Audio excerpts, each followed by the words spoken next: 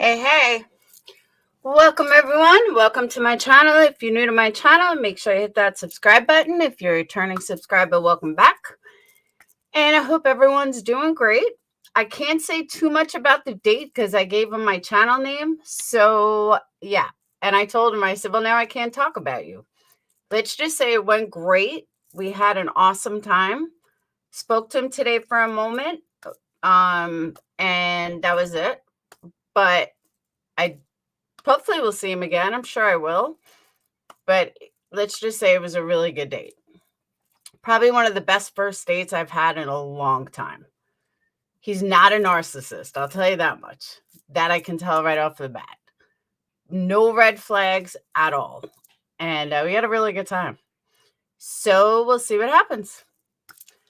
And that's all I can say. So, all right. Lots and lots and lots to talk about. Lots to talk about. And I also want to say, I know I said, all right, let me back up because there's a couple things we got to talk about. One, I know I promised I was going to do the candle giveaway today. I changed it to Wednesday only because I have to get some orders done.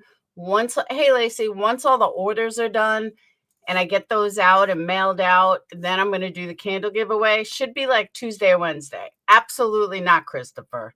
Hey, Kathy. But once I get all these orders done, which should be by tomorrow, then I'm gonna do the candle giveaway. So probably probably Tuesday. Maybe Wednesday, but most likely Tuesday. I just got to get all the candles done. And I decided that I am going to do the one big giveaway, but I'm also going to do some small giveaways of 4-ounce candles. So I'm going to go ahead and send out a bunch of those too. And it's all, don't hate me, but it's members only because the whole thing of it was for members. So if you're not a member, you're not going to win at all. But members, and members and Patreons, you guys are going to be in it. So, I meant dog, by the way, not Doug, and it was sarcastic. I know, I'm just saying, but no. But he's a really good kisser. And what else? I'm trying to think what else. I wasn't even going to give him my channel so I could tell you guys how the date was, but since I gave him my channel, I didn't really have a choice. So, but it was really good.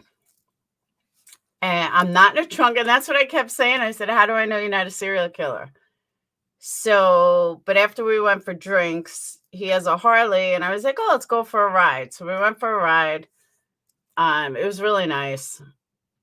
And that's it. We had a really good time. He's really good looking. So let me move on. We're going to move on from the date. So let's move on. I did Plurpy. Are you jelly? Plurpy's jelly. But no, it really was. It was a good time. All right. You lost respect from JT. Oh, speaking of JT, let me just say this. Someone sent me a clip of a case that he did. He was fired for the same reasons. I did Monica. He was fired from this family for the same reasons as Dylan Rounds, but kind of the same, but different. So my question is, anyone hear of Jonathan Estes' missing disappearance? Hey, Modest Man.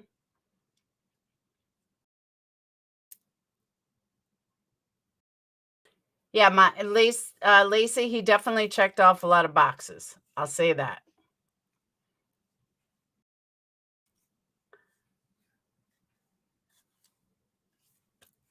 Does anyone know Jonathan Estes?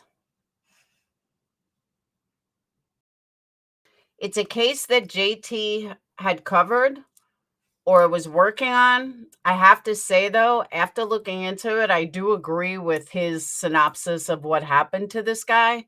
but the guy is still missing, and it's a really interesting case, and I may start looking further into it only because I think it's really interesting.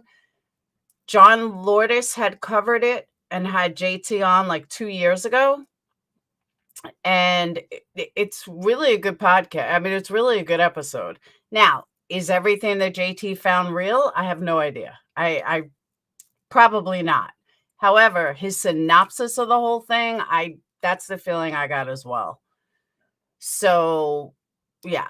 But if you listen to the one John Lourdes put out, you'll see a lot of lies from you know who, but we're not going to go there. So, yeah. All right. But I just want to know if anybody has heard of that case, if anybody watched that case, if anybody knows about that case, because I may start covering it. It's actually pretty interesting. And no, this guy's missing since 2018. And there's a lot of talk. Again, I don't know if it came from JT that came up with all this drama with it, or if it was prior to that. That I don't really know. Not really sure. I haven't looked that far into it, but it's actually really interesting. I mean, there's everything in this. And allegedly, the kids said that, mommy buried daddy in the backyard, and there was a trailer that was sold. It's very, very interesting. So, well, he also has a car, Christopher. So, all right, forget about the date. Let's move on from the date. Like I said, let's move on from the date. No more date talk. Hey, Mickey. But yeah, I just want to let you guys know I'm alive. He's not a serial killer. And we had a really good time.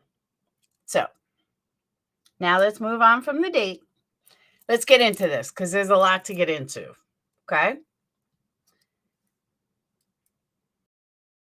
I listened to Doug's video of Ellenberg calling in and saying how, why aren't you here being boots on the ground and boots on the ground? And it's funny too, because the same local that I spoke, not same local, different local that I spoke to said the exact same thing. Why aren't you doing boots on the ground? Why aren't you doing I am so sick and tired of hearing boots on the ground. Your reporter that's sitting in Channel 4 News, that's working a newscast, she's not doing boots on the ground. She's reporting a story. That's what we do. We report stories. So when I hear all this BS about boots on the ground, it drives me insane. We report stories. We report cases. We look into cases the exact same way that a reporter does. We don't necessarily have to be boots on the ground. We don't have to be at a specific place in order for us to figure out what happened. So it's just really frustrating that I keep hearing all these locals with boots on the ground, boots on the ground. We don't live there. It costs money to get there. One of them was talking about Salty being there. Okay, but Salty lives in the area. It's kind of obvious that Salty's going to be there because he lives in the area. Hey, Jenny, it's that whole area is massive. There are 100 people currently missing from Idaho. There are 283 people currently missing from Nevada. There is all the surrounding areas. Am I going to go out there and risk go missing? Of course not. Absolutely not. I would be crazy if I did. 300 hours, search hours, just search hours, 300 search hours and 3,000 miles of coverage have been covered in that area. 3,000 miles is a lot of coverage. So how am I going to go out there and cover more? And that's not even the locals. That was the search parties as of June 16th. We are now July 24th.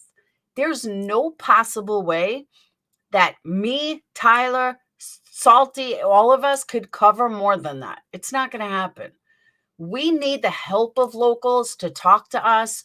We need the help of locals to let us know what's going on out there, because we are just reporters and we can get stuff out if they wanted to. If they want us to get stuff out there, we can get stuff out there. If they fight us and tell us that, you know, we're this and that, we're not going to be able to get stuff out there. And that goes for any case. And I'm just so frustrated listening to all these people with, oh, you local. It's annoying already, because no, you're wrong. But, you know, boots on the ground. Before I play something else, and before I tell you guys, because I had a long conversation with a local that I wasn't going to tell you guys initially, because I was trying to get him to come on my show. He won't even talk to me now. He didn't block me, but he won't even talk to me now. Yes, hacker. So I'm like, okay, this guy won't even talk to me now. Well, I might as well just show our conversation. So Tyler had a local call in today, and he gave me permission to play it. And I kind of got the feel, I haven't listened to it yet, but I kind of got the feeling that his local is right in line with my local. And that's why I think it would be good to play together and see what the actual locals are saying that live there, that are there. And the local that I found through Candace Cooley. So, I mean, this guy not only is boots on, but knew the whole family very, very well. And he is also, though, boots on the ground. So, but I want to go ahead and listen to what the local that called into Tyler had to say. And so bear with me a moment. Because like I said, he thinks it goes in sync with what this guy told me. And this guy sent me so many amazing pictures that I guess if the guy's not talking to me anymore, it really don't matter if I show them. Hold on.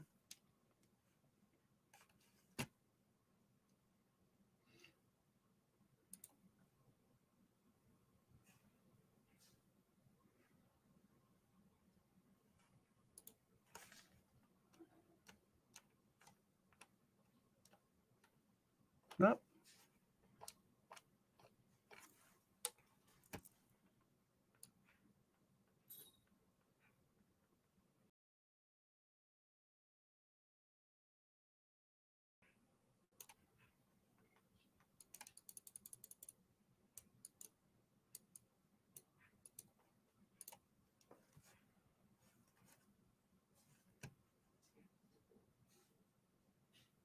Involved in this? I know him, and he's done work for me before, and he's stolen from me when I had him do a job. He didn't do his job, he just stole from me. And I seen him get in a lot of fights and threaten a lot of people. So interesting. What kind She's of talking about Chase? Mostly because of he gets in bar fights.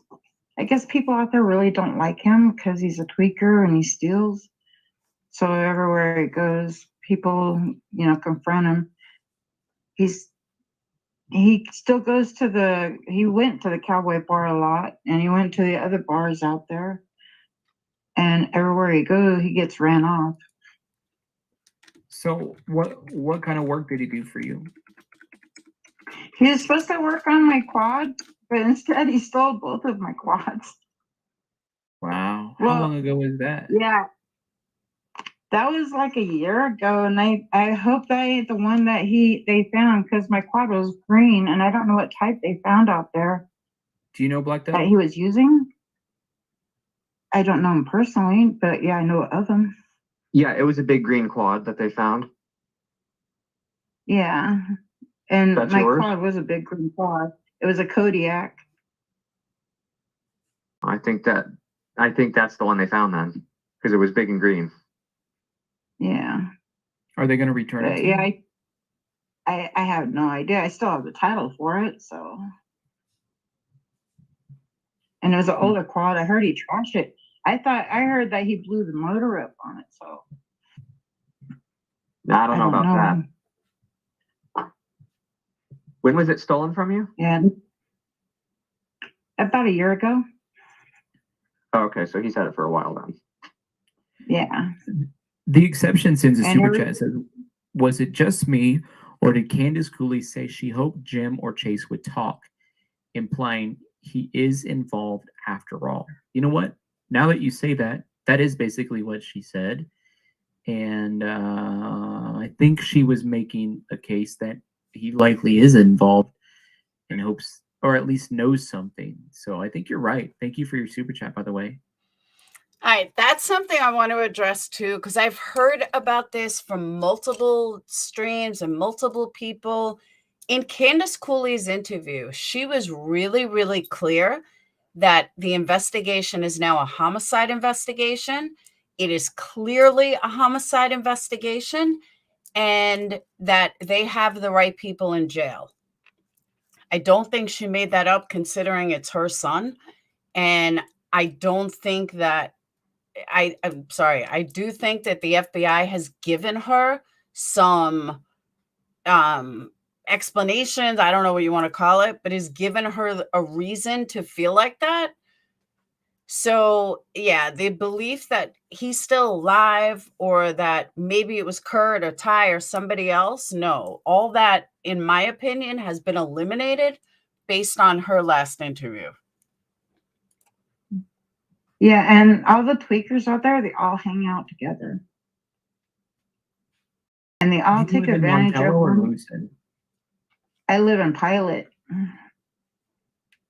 Valley, which is, Pilot Road that goes from the Yeah. 223 to the I-80. Yeah. I live on that road. We don't like associating with Montello. If anybody we say we're from Pilot, like, oh, Montello. Like, no. Don't get us confused.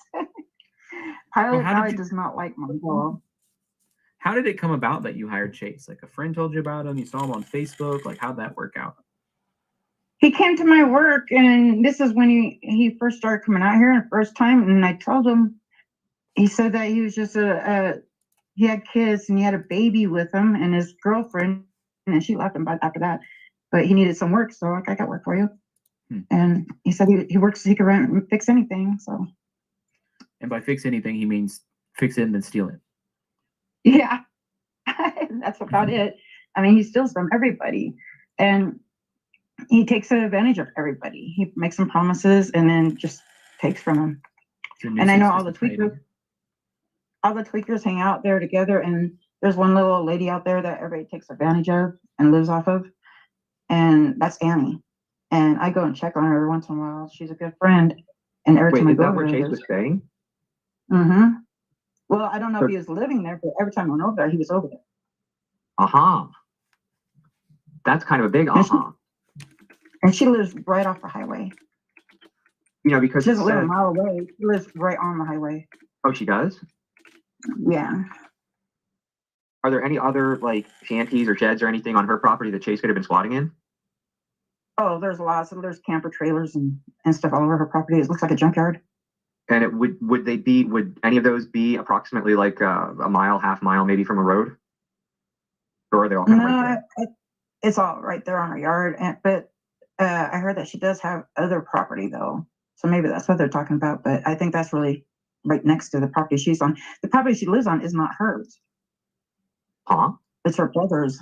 Oh, okay. And is that the one that's not the one that's right by the road? That's the one right by the road. No, where she lives. She lives right by the road in her brother's property. Yeah. Did anybody feel unsafe around Chase? Yeah, a lot of people got the creeps by him. A lot of people didn't want him to be near him, and they got after me for giving him work. And I warned him when he was out here, there's only 3 things you can have around here is your reputation and money. And a good reputation or a bad reputation, you choose. Wow. So how long did you know Chase? If you said that, I'm sorry, I couldn't hear. I know it's probably been about 2 or 3 years since he first moved out here. Yeah, that would have been about the time he moved out there. And do you know, like when he first moved out there, was he a tweaker? That would be hard to say because he didn't hang around with other tweakers then, but he looked like a tweaker. He looks like a vagrant. you know, like he was homeless, and he had all these kids in tote with him and his girlfriend had enough and she left. Oh. And they had a newborn baby. Who brings a bunch of children and a newborn baby and squats on property and nowhere with no property or with no water and no electricity? And you know, the funny thing about I've seen it happen. About him is, according to Kurt, he is actually very intelligent and he can fix anything. Like a brilliant mechanic, plays music, does all these things that require like talent. He is a really good musician too, so. But I never got a chance to see if he could or not fix it. Because he just took it. Yeah. I had two quads. They found the other one out on one of his other properties, all dismantled. The wheels missing, and it looked like the engine was taken apart. And also, just so you guys know, from what I'm seeing and hearing from locals, quads are very, very important out there because it's how they get around on all that dirt. All the locals that are looking for Dylan all ride quads. So the quads are pretty important. Wow. So, and the other one they haven't found yet. So I guess that's the one the FBI or whoever has off that property. Do you know his family or just him? Just him. I met his girlfriend a few times and his kids. His kids were pretty nice kids. But his oldest kid, he said he was afraid of his oldest kid because his oldest kid beat him up a few times. How old is his oldest kid? Because somebody was saying his oldest kid worked for Dylan. By the way, Brookie, thank you for that super sticker. Really appreciate it. Do you remember how old his oldest kid is? No, I never got to meet him. I just heard him talking about him, how he's afraid of him because he gets violent. With other people than just Chase? No, with him, with Chase.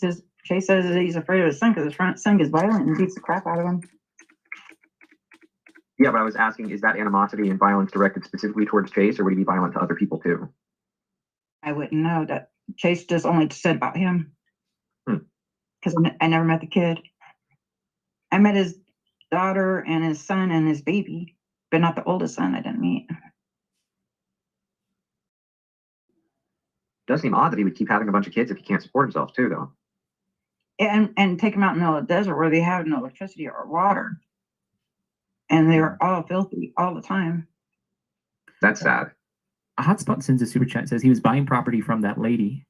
Also, Kurt said Dylan owed him $4,000. Kurt now has Jim's horse that Kurt bought anyhow. Yeah, that was all said in the more recent interviews about the Dylan owing him money. I feel like an alien from another planet. I missed 2 days. I missed 1 day last time, and I was way out in left field. Now I missed 2 days, and I feel like an alien. But thank you, Hotspot, for that super chat. Jackie, welcome back to the Feller Fam. Did you know Dylan? I was wondering. No, I never met him. I wish I did. Yeah. But there's cattle ponds out here that are run by the springs, and you can't see 3 inches down underneath those. I wonder if anybody's ever checked any of those. And there's a lot of them. What do you, cattle farms that you can't see under the what now? Cattle ponds, you know, for the cattle. Oh, ponds. Yeah. Cows go out there and stand them and poop in them and stand in their own poop. Yeah. So they're more like they're a little bit too deep. I don't think the cows will go in them, but some of them they do. But like there's one over by Chase's property, his old property, that's pretty deep, and we used to go out there and catch frogs all the time, me and the kids. How big of is the issue of scarcity of water? It's getting kind of bad. Hey, A lot of people that move out here, though. Right, my well is pulling up black sand right now because the water table is getting so low. So what about like Dylan out there farming? Is that an issue? Because it takes a significant amount of water to run a pivot irrigation system.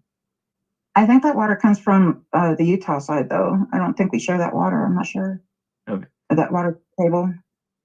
But So you're talking about the one pilot side. Yeah, well, over a pilot side.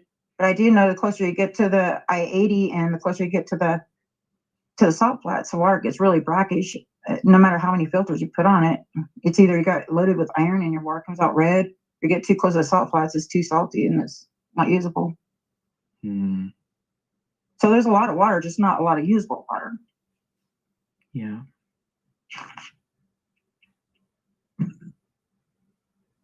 Over by the I-80, the water comes out orange and they put filters, like 5 different filters on it just to try to shower with it. And the only thing. By the way, that's another thing I brought up in the past. I'm going to bring it up again. I-80 is the #1 roadway that people go missing from. It is the easiest path to take somebody because of where it runs through. And it's something to really keep in mind, though, that even if somebody else had like taken Dylan, once you're on I-80, you can go anywhere, state to state, state.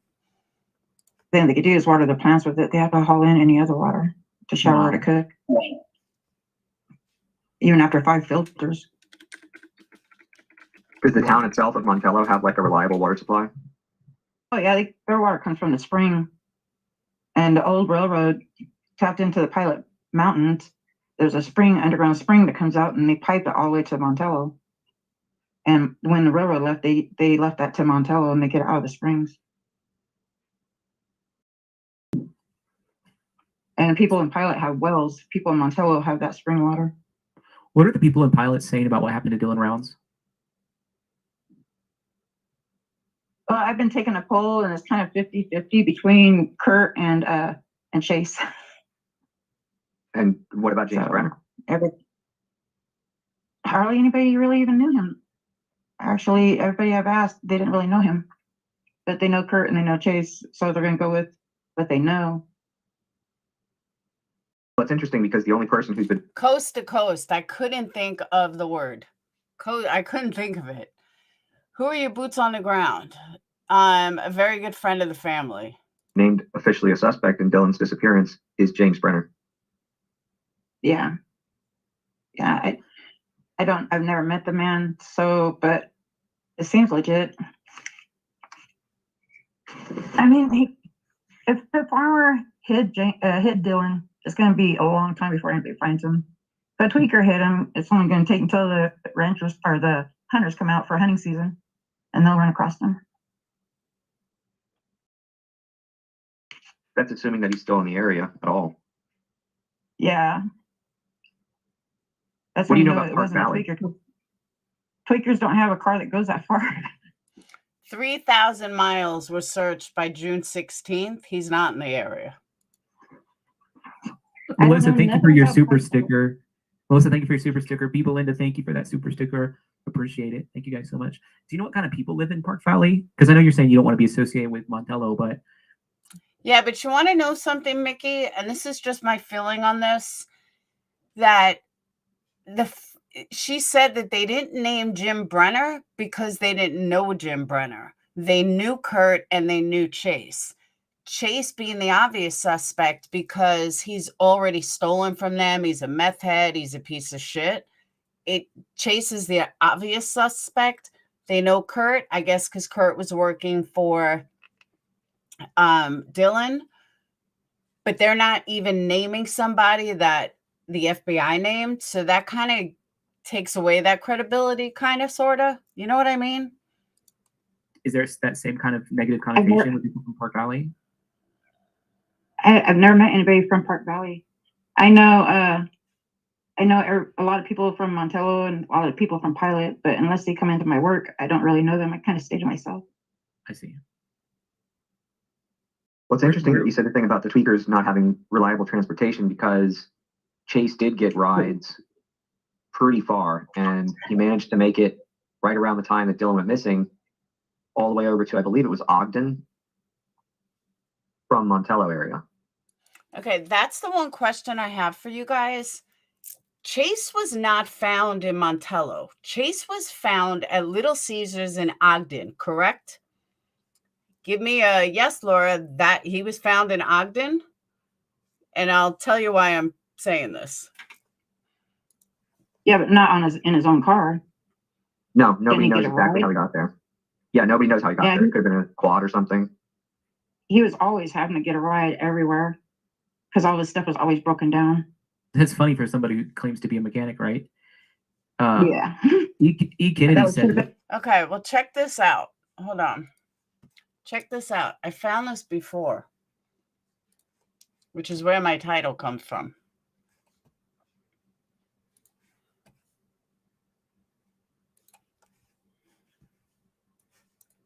Hold on. Oh.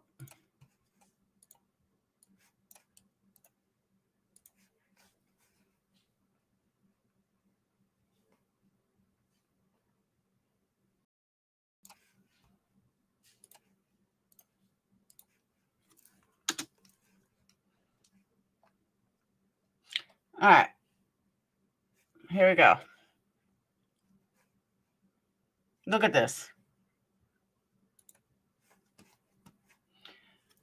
On the morning of May 28th, Rounds called his grandmother, which is believed to be the last time anyone has heard from him. Family members say he also called several relatives on May 25th after having a weird run-in with a man on a gravel road. That man was spotted several days later in Montello, Nevada, according to the family. That stuck out at me huge. That just kept ding, ding, ding, ding. And I'm like, wait a second. If that man was Chase, he wasn't spotted in Montello. He was found in Ogden. So that made me think there's really stuff that the family's hiding. And so who was it? If it wasn't Chase, then who was it? It just says after that, family members say also called several relatives on May 25th after having a weird run-in with a man on a gravel road. That man was spotted several days later in Montello, Nevada. Think about that. And that's according to the family. But everybody knew that Chase was not found or spotted in Montello. He was in Ogden. So why are they lying? And what's the cover-up? Who was the guy then?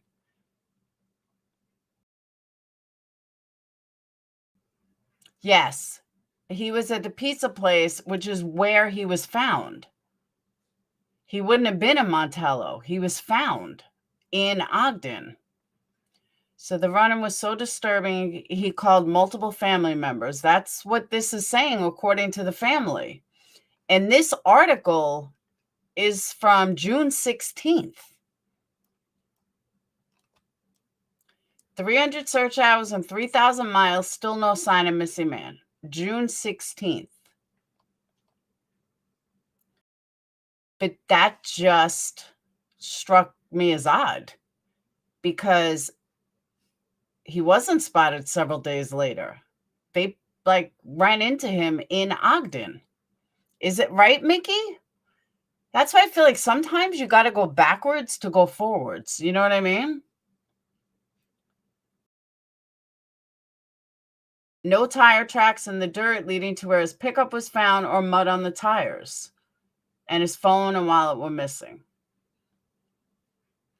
Box Elder County volunteer teams have logged over 300 hours searching, covering 3,000 miles, not including the hours and miles traveled to from the remote search areas. Box Elder County Sheriff's Office detectives and deputies also have been searching around the clock, weekdays and weekends. So far, detectives have spent 650 hours investigating the case. I just thought that was really interesting. And it really struck me as odd and stuck out to me and made me think, is this really Chase? Or was it somebody else? Yeah, that should have been your first time. E. Kennedy says, what are the locals saying about Dylan? They're really heartbroken. And I have a stepson that looks just like Dylan. And he's about the same age as Dylan. So that trips me out even more. I think that's part of the reason so many people have connected to the case. Thank you, E. Kennedy, for that. Athena says, why do folks say Kurt Collar? Do what? Do you know what that means? No, might be a typo. Is that a typo, Athena? Put it in a normal chat. Yeah. It's just like the call they got in that they played earlier today, I guess, with Kurt's niece. That's Alicia. I know her. She's a little bit crazy. She's psycho. In a good way sometimes, and a bad way other times. She tried to run over her boyfriend, tried to kill him. But I can see her not being afraid of Kurt to say whatever she wants to Kurt. I don't think she knows what fear is. Oh, I get what Athena was asking. She was asking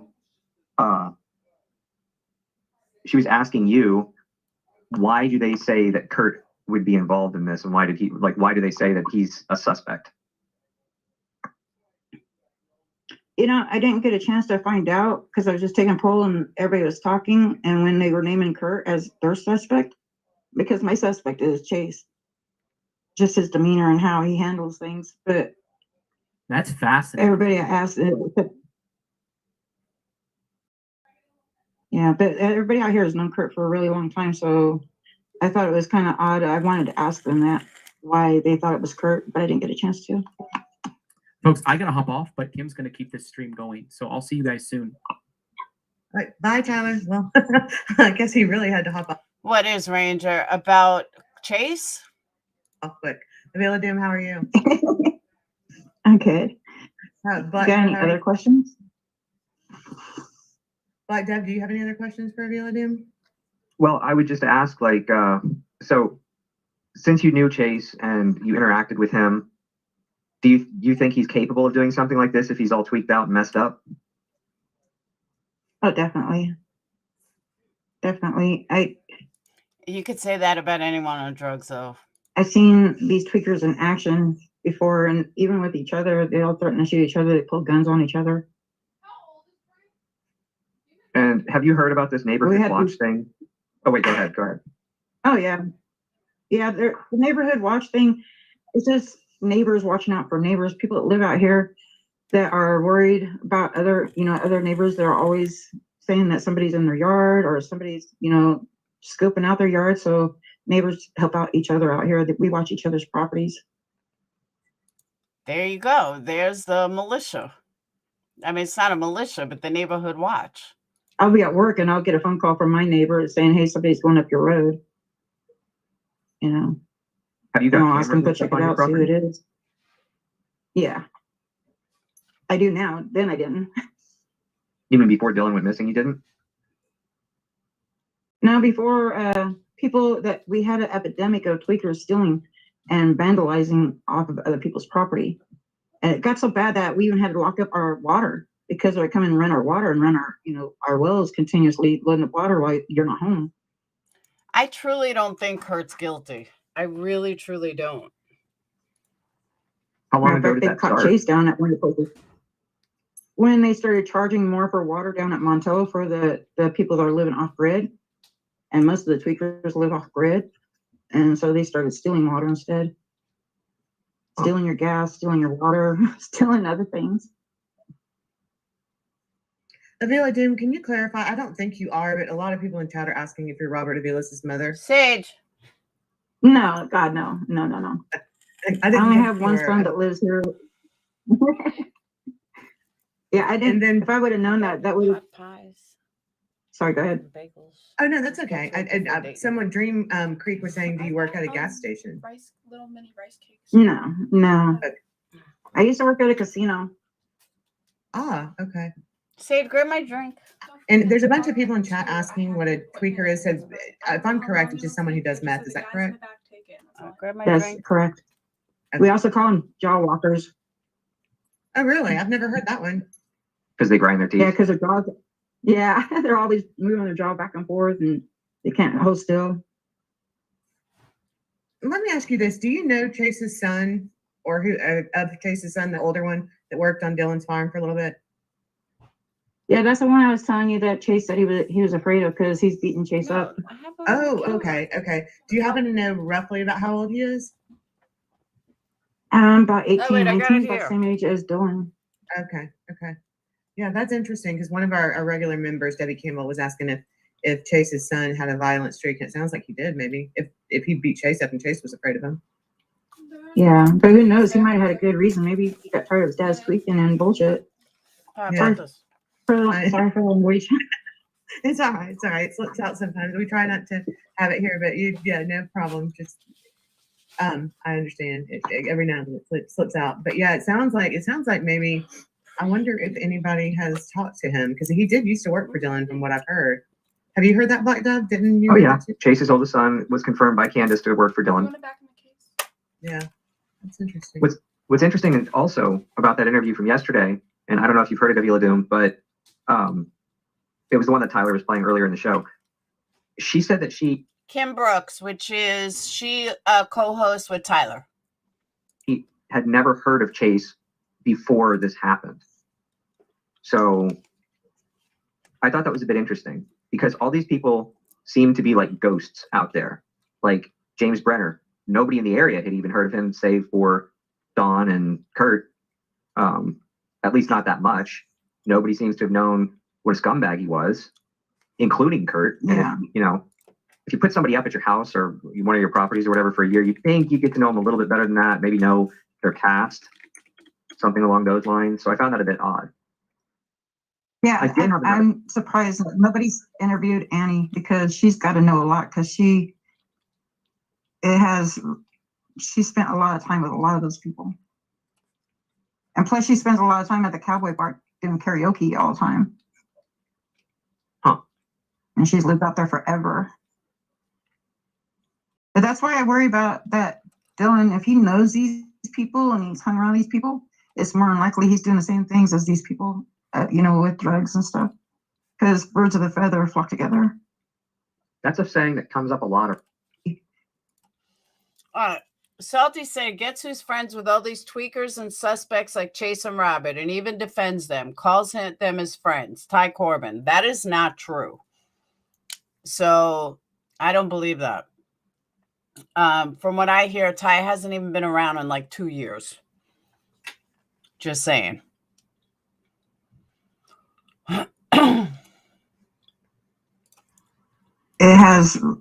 She spent a lot of time with a lot of those people. Annie's a little old lady that lives right outside of Montello, and she is such a sweetheart, but all the tweakers flock around her. Gotcha. And they all come, they kind of use her. Is she loaded or something? Sorry, what? I said, is she loaded or something? Like, does she have a ton of money and that's why these people all flock to her and use her? Well, a lot of times they're flocking to her because they want her water or wood or a place to stay. She doesn't have no money, but they'll like live off of her. I want to just interject something real quick right here. Salty, we appreciate the super chat, but I really want to try and not bash anybody in chat, with things that we don't know. I mean, I've been making sure that, we try not to say anything negative about Kurt, but I want to also make sure that we try not to say anything negative about Ty or anyone else with things that we don't know. So we do appreciate the super chat, but I really don't, especially when I'm here running Tyler's channel. Tyler can make, decisions, but I personally don't want to make sure that we don't bash anybody in chat or in their super chats or any of those things. But I'm sorry, and Leona Moore, thank you so much for your super chat. Go ahead. I'm sorry. I know Ty too, and he's a pretty decent guy, as far as I know. Thank you. Thanks for that. Hey, how about Jim Brenner? Do you know him, or have you had any interactions with him? I've never met Jim or that other guy, Robert. I've never met either one of them. Okay. Did you ever know John Hatley? No. Okay. I mean, I might have ran into him because if they came into my work, but if I did, I didn't know their name. But I did meet that guy. I did meet that guy that calls himself a jockey, and all he does is talk about horses and horse racing. Now, who is that? The guy that everybody's trying to find out. Yeah, I met him once, and all he did is talk about being a jockey and riding horses. I can't remember what he told me his name was, but he did tell us all his name, and I could find out for you. Now, in what context did you meet him? Like, where was he around Pilot? Was he around Montello? Where did you meet him? I met him at the hunting club that's out on Pilot. It's a private hunting club. And I had met him out there. I went out to see my friend, and she was out from Oregon visiting, and we went and hung out there for a minute. And that's when I ran into him. Gotcha. I didn't know about that place. Did you, Black Dove? No, I mean, I knew there was hunters out there, but I didn't know there was a private hunting club right there. Yeah, they made it private just to keep Montello people out. Wow. Now, have you ever been to the Saddle Sore? Have you ever been to that bar? Once I was there once in 2005 before I ever moved out here. I was on my way to Clinton to go fishing, and I got in a car accident. And the first responders came and they checked me out. And Lacey, and as much as I agree with that comment, the bottom line is, if it was my missing kid, welcome, Mickey. If it was my missing kid, I probably wouldn't even care who put stuff out there as long as stuff was out there. You know what I'm saying? I'm not going to fault JT for causing drama because, like I said from the beginning, at least he got a lot of people interested in the case that wouldn't have been regardless. So is it such a bad thing? Probably not. He shouldn't have gone after the family like he did, but it seems he has a pattern of doing that. But I won't take away that. Is it so bad if he got people interested in the case? everything, they were drunk as a skunk. The And first they gave me, responders? because yeah, because they're all volunteer. Oh, wow. And so they gave me back a ride to the bar where they were at, and that was the first time I ever went into the Saddle Sore. And they were trying to buy me drinks and stuff while I'm waiting for a ride. And I had to go. I should have been going to the hospital because I tore my AC and dislocated my hip in the car accident. And when I went back after I went to the hospital and I came back the next day, my car was stripped clean. Not even my chapstick was left inside the car. From the tweakers out there? Yeah. I did want to say something about what you'd said about that maybe Dylan was into it and all that stuff because birds of a feather. I don't think that Dylan was friends with Chase. I think he knew of him, but he wasn't friends with him. And I don't think he hung out with Robert Aviles or any of those people. The person that he hung out with the most in town was Kurt. And as far as I know, he's not a tweaker. Yeah, I hope Dylan didn't. I hate to see any kid get into that because it's a rough thing to get into, and it becomes really hard for them to leave that kind of lifestyle. But how did Chase's son end up working for? How did Chase's son end up working for Dylan if they weren't friends though? The way I understood it was that they ran into each other in a store or something. I believe Candace said that in the latest interview, that they sort of ran into each other and he asked him to do day labor. You guys think it's possible Chase and his son did it and Jim helped clean up? Because if his son knew Dylan, who's to say that his son didn't do it? That just throws a new person in the mix, honestly. So I don't think it was through Chase or anything like that. I hope so. So, Avila Doom, somebody's asking if the jockey, if you happen to remember if the name was Kevin Bibbins. I don't remember his name, honestly, but I could call my friend because he's talking to me and my friend. And I could call my friend and see if my friend remembers.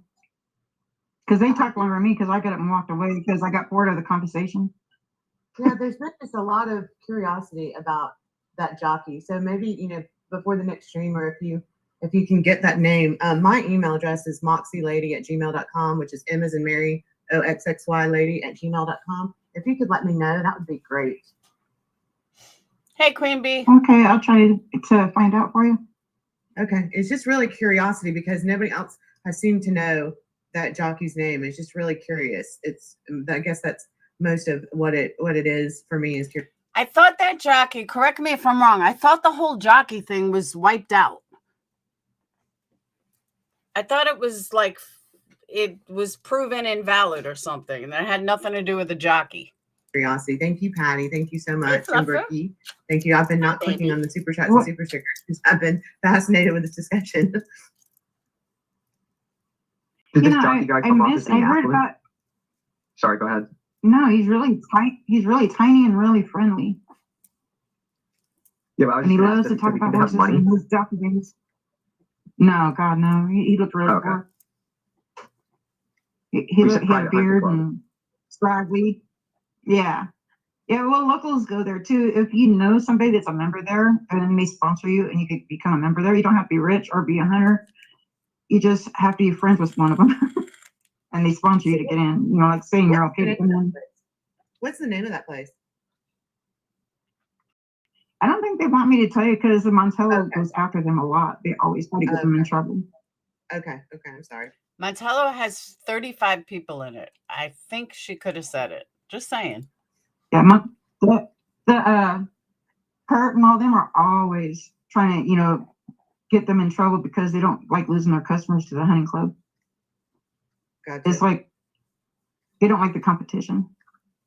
Oh, okay. Okay. You were about to say something Yeah. now, Vila. Oh no, it's just that they do a lot of the cowboy. The people that run the cowboy do a lot of shady stuff that to other places they don't want no competition anywhere. You did mention another name that's been brought up a lot recently, and that would be Tom Hardy. Yeah, why is his name brought up and the jockey's name? I missed that part. How are they involved in this case? Okay, so as you probably have heard, Kurt did a lot of interviews with Salty, who's in here now too. And in those interviews, Kurt had mentioned Tom Hardy repeatedly as potentially being the mastermind of some plot against Dylan. And he also brought up that there was a little jockey guy that was out there. I don't remember the specifics of what he said, but he brought up somebody that was like jockey sized, real small, but not short and fat like James Brenner, because James Brenner's short, but he's also huge. This guy was like tiny and thin. So is that's Tom where Hardy. they are. Both of them are really tiny. Okay. You could probably blow them over. They're both like skin and bone. But you were going to old, say no something about teeth. Tom. And what? Yeah, Tom Hardy runs in the same crowd as the Tweakers. So, and he has no teeth. He's skin and bone, hardly ever washes. Ooh. But both the Tom Hardy and the jockey seem super friendly. They're just really annoying. They don't seem threatening at all. Do you think Tom Hardy had like any reason to do anything regarding Dylan? No, I doubt that. I doubt it. As much as I'd like to, point my finger at a tweaker because it's better to get him out of here. I don't think he did. He's a nice guy. He never fulfills his word, and he's always, sloughing off work. But I don't think that he's a killer. He's too weak. I mean, my 16-year-old could beat him up. I meant not so much as in physically doing something. I meant as far as like some kind of grand scheme to do something. If somebody like Chase talked him into it, then he'd probably go along if he thought he was going to get something out of it. But I don't see Tom being a mastermind. He could barely form a sentence. Oh. Yeah. So he's just kind of an unreliable Well, that's good info. jerk, but comes off as friendly. Yeah, he's super friendly to everybody. He's always got racist jokes, which I try to ignore. But he seems pretty harmless. He doesn't seem like the type that would be involved voluntarily. Maybe after the fact he would get involved. That might happen, but it's not premeditative. Like if he thought there was money to be had. Yeah, he might help you hide a body, but he ain't gonna help you kill somebody, Huh. But I don't even think he would help you hide it. I think he's just like, I don't want nothing to do with that. But if money's involved, most of the people out there, they would do anything. Yeah, that's the thing, is that apparently a lot of people in the area had caught wind that Dylan had just gotten a big check. And they probably didn't realize that he had maybe cashed that check and put it in a bank account. And maybe they thought he had money on him, is what Kurt was hypothesizing. Because I guess once one person knows something out there, everybody finds out about it. Yeah, but was there any money missing? No, not that we know of, no. And that was the other thing. Kurt said that Dylan did not carry cash on him. That he might have like a 20 or something, but he had like, if everybody knows everything, then they would know that he doesn't have cash on him either. Well, yeah, but I think it was more of an argument that went awry. An argument between him and Chase? That happened. Him and somebody that went awry. that happens so much out here. There's these two guys that were out here and they were fighting. They ended up shooting each other with the same Why are you gun growling because in they're your fighting sleep? over the gun because they were stealing from each other. And they confronted each other and ended up fighting, and a gun was drawn, and the gun went off and went through one person into the other, so both of them got shot with the same bullet. I thought that was Wow. hilarious. Did they live? Yeah, both of them lived. One went through the leg, the other one went through the shoulder. Okay, then I guess it's all right to I giggle called about them. that. Yeah, I call them the Bullet Brothers, and they hate each other. I'm like, why do you hate your brother? You guys are related now.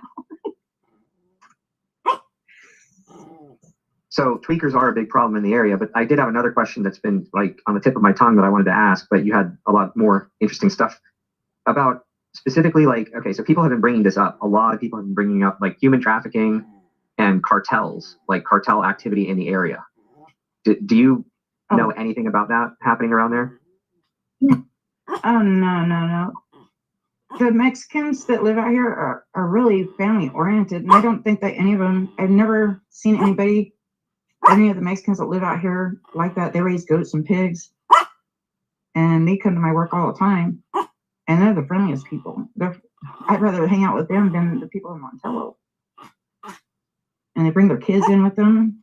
You know, I don't think there's any cartel out there, just tweakers. So even the cartels know not to go in there? Yeah, I don't think they wasted their time. Nobody has no money or no know-how. Well, I meant more as far as bringing product out, like through that area, going other places. There might be, if it is, it's a really small hub because it would bring too much attention to the rest of the town and everybody would know about it. It'd have to be between one or two people. Get down Do you know there. Ed Hirschberger? No, I only know Chase and Tom Hardy, and I met the Jockey. I know Kurt. I know Ty. Have you ever heard of a Tanner Brady? I've heard of the name, but I've never met the person. Okay. Apparently, one of our chat members, Lama, is saying that there's Tanner Brady is someone who lived with Dylan earlier this year, and there's a Brady last name connected to Venstra. So she was wondering if you knew if they were related.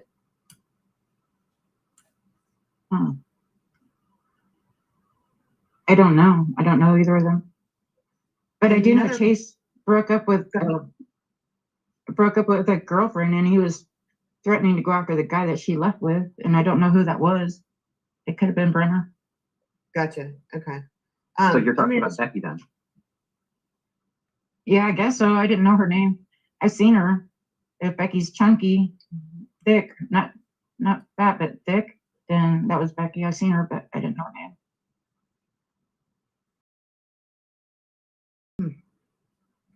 Somebody's asking if I was walking to the. Go ahead. Somebody's asking if the Order has a presence out there. If you've heard of something called the Order. Yeah. I've never heard of anything called the Order out there. Okay. I'm just kind of relaying to you some of the questions that are coming into chat. And Black Dove, I didn't mean to interrupt you if you were going down the train of thought. What is the Order? I don't know. Whoever, Tiffany, if you could tell us what that is, maybe that might help. And another of our chat members is asking, who does that actual drug dealer in town? Do you know who this kind of originates from? I mean, I don't expect you to say a name, but is there like a one person who's like the primary drug dealer that everybody knows who that is? I don't run in that circle, so I wouldn't know who that is. Okay. I just speculated whoever has drugs at that time is selling it to everybody else. Yeah. I think it's whoever gets lucky and comes across and buys something and comes back. I don't know. Gotcha. Okay. Yeah, I just know because of Annie. And I told Annie that if she would cut ties with all those people that are hanging around with her, because they're all bad people, that I would let her live with me and I would take care of her because she is really bad in health and she has a hard time walking. And so she needs somebody to actually take care of her and not these tweakers. But she doesn't understand as long as everybody wants to help her, but nobody wants to be involved with the tweakers. So do you think, I mean, I know this is asking for you to speculate, but do you think, why do you think they're all around Annie? Do you think she uses with them? Do you think? I know that she smokes weed, but she used to do it, but she ain't doing it. Maybe she used to do it, but she ain't doing it anymore because she has a heart condition and all kinds of medical conditions that would kill her if she did it now. Gotcha. Okay. She's just naive and loves everybody, and that's a tweaker's hit, their mark, is somebody that is gullible. Yeah. And that she makes just sense. she just wants people to be around her. She doesn't want to be lonely. And Gotcha. Have you heard of any human trafficking in that area? Is it ever talked about, or do you think it's? I mean, what are your thoughts on that? I haven't heard anything about it, but I wouldn't doubt it because I know there is a lot of sex offenders out here. Gotcha. Okay. They come out here because the police are so far away, and they don't come out here and check on who's doing what, and they don't have to register.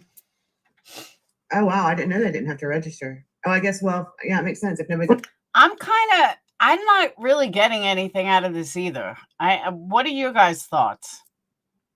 Oh, they're supposed to register, but yeah, but if they're squatting somewhere, how they don't need to register because there's no address or anything, and they're not living there. They just disappear off the map, and they disappear to out here. Yeah, that's a good point. That's a good point.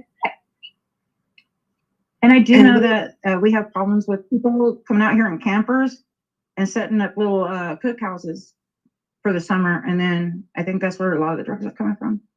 Oh wow, really? Yeah, they cook meth in those campers, and then that's why we got so many freaking abandoned campers everywhere out here. Wow. Mickey, is there like useful information out of this? I think she's making a point that people that want to live off grid and hide and go there. Okay. I didn't know that. But David, you heard that? That's news. That's something that's news to me. I've heard about something where they were like taking containers and putting them underground and making meth labs in the containers. Yeah, that's something we've talked about for years, is open that all these, we see new campers, not new campers, but new to the area campers out in the middle of nowhere where there's no water. They don't have no solar, they don't have no water tanks, nothing. So they're not there to live. They're just there for an opportunity to probably either cook or they're hiding from the law.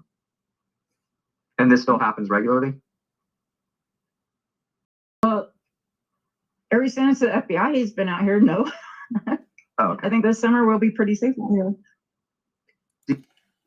Gives you an idea of how, yeah, I don't know. I thought we were going to get more out of it. It's just, she doesn't, as much as she knows, she says, like, she really doesn't know anything because she doesn't know the drug trade.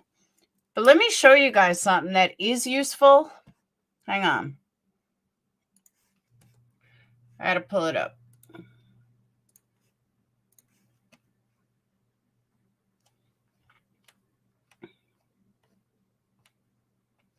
Well,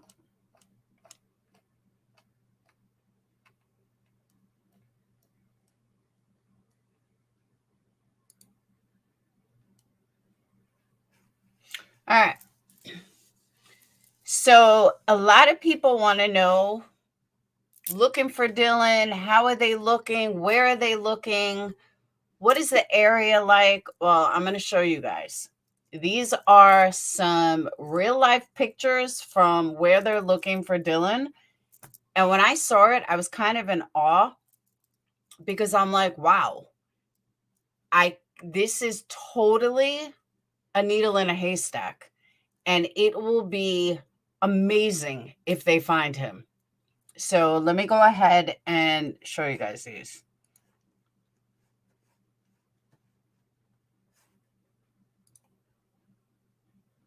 Look at those hills and cliffs.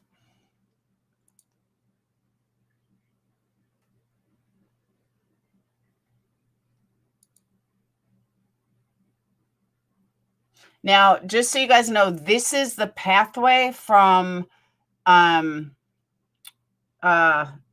to Ogden.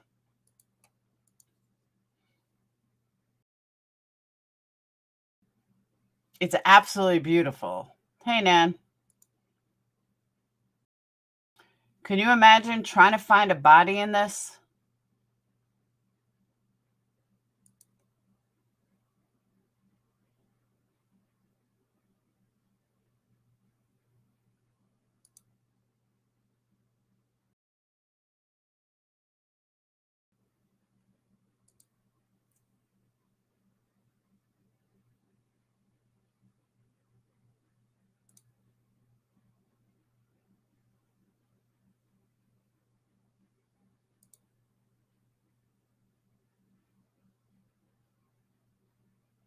Yeah, I got some of those too, Florida Hiker.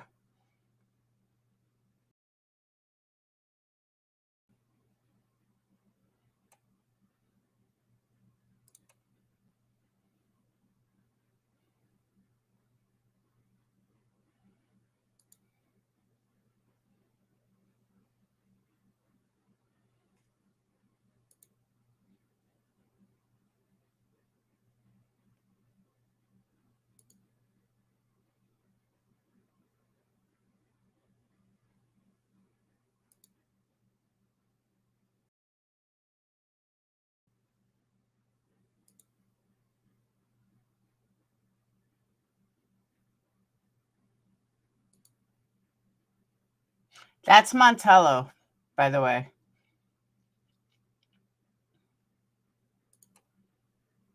That's a saddle sore bar. There's a construction company. That's the other side of saddle sore.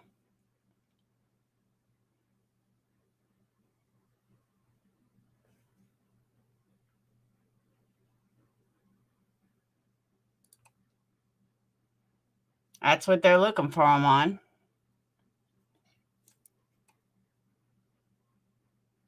Those are some nice bikes, though. Those are nice-ass quads. He could be anywhere on here. He could be anywhere in here.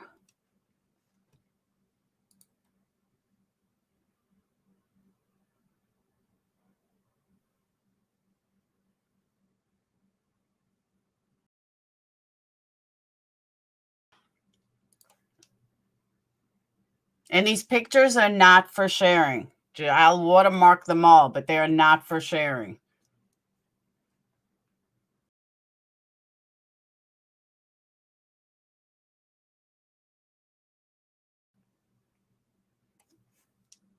And hold on. There's more.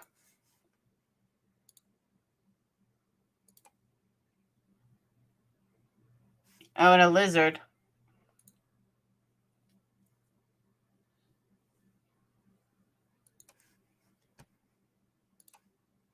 All right.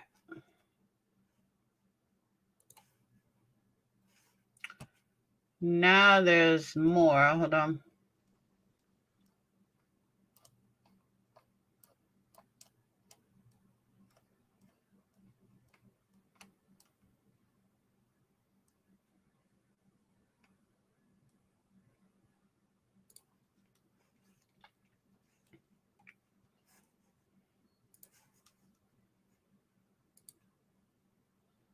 All right, these are the same ones?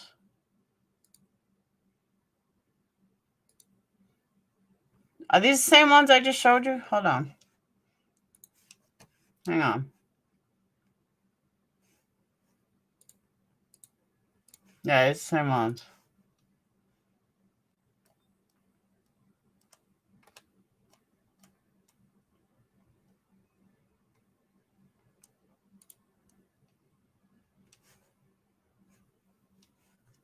All right.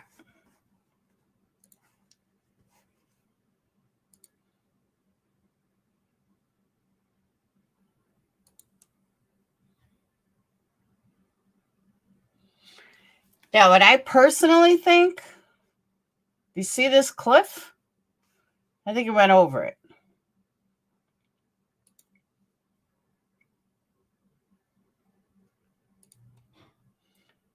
As I said about this picture, I really believe this picture. Welcome, Tony. I really believe this picture is Dylan telling everyone he's all right. I really do.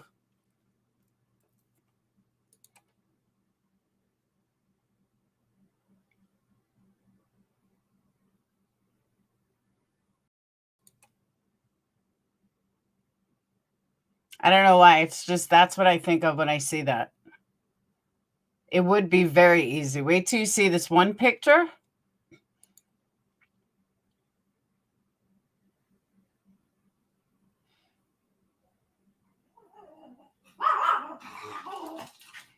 Look at that.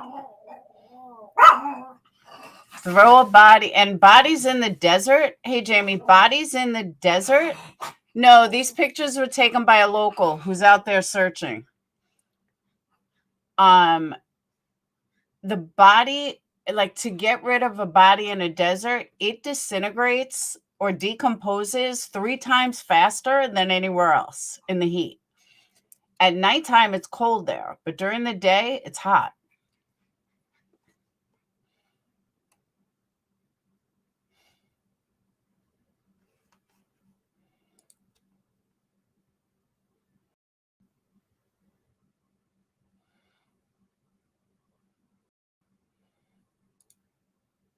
Look at that.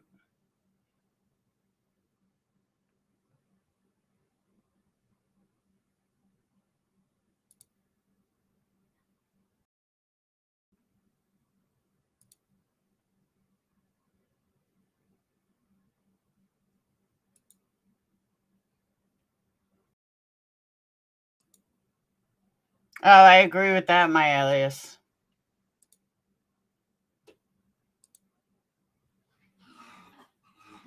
But you see what I mean? They're looking, even with drones, this is a needle in a haystack. This is like trying to find a diamond in the middle of the desert. Think about it.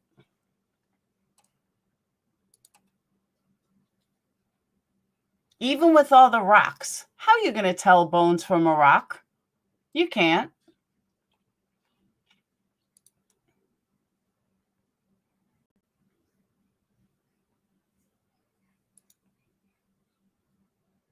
This I found interesting.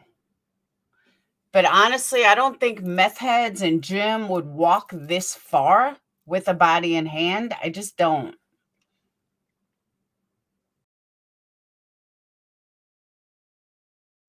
But that's a big hole.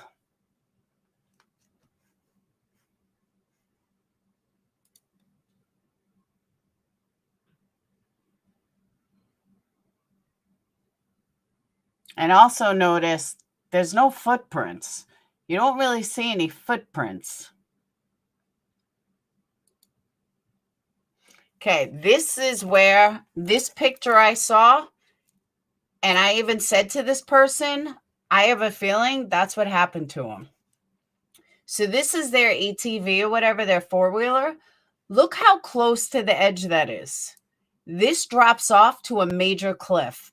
I personally feel like this they would have done. They would have come this close to a cliff, took them out of the car, and tossed them over. And I know that sounds morbid and stuff, but that to me makes the most sense when dealing with meth heads, whoever was helping them cover up. And remember, a dead body is heavy. Like, it's not light. Dead body is dead weight. So for them to, 2 of them or 3 of them, to walk just a tiny bit and then chuck them over a cliff, to me is the most logical. And I'm not saying in this spot specifically, but if you look at where the car is and how close they got the ATV to the edge, that to me makes the most sense.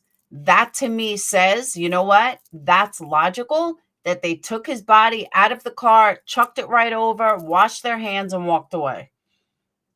That to me makes sense. And that's the one picture that stood out to me, because I can't imagine them like not, you know what I mean? Like, I can't imagine just being there and them not having something like that. I just think that's logical. Hey, Tony. It was very good. Is he the one? I don't know yet. I'll let you know after about a year.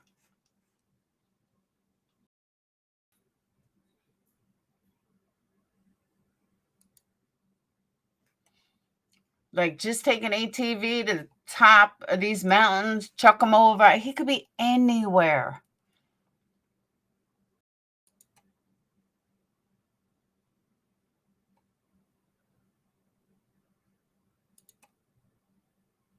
Same thing here. But I do think this is too far of a ride on ATVs. I do. It's too close. Like, they would have to walk too far with the dead body to throw him over there.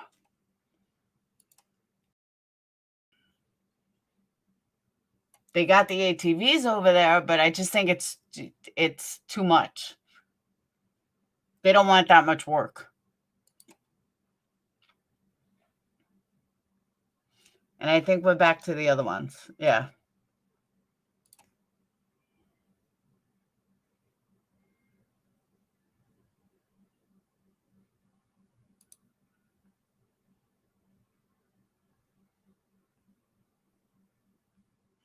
It's crazy, right?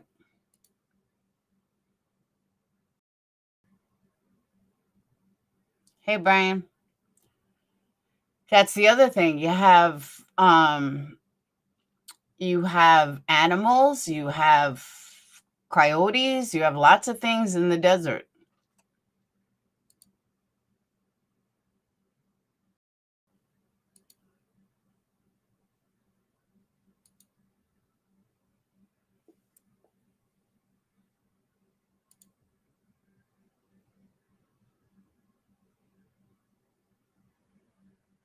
So those are the pictures I have.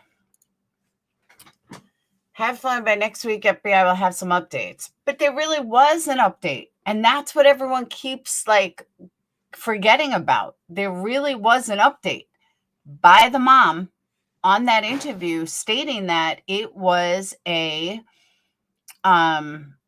it was changed to a homicide investigation. So they know he's dead. And they know that the suspects who did it are in jail. Mom was pretty clear on that. But I think it's nobody, no crime. And that's why they can't do anything.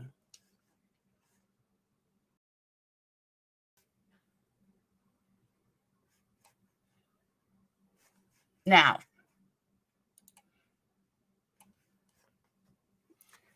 some of the things that this guy has said to me, besides that he hates me,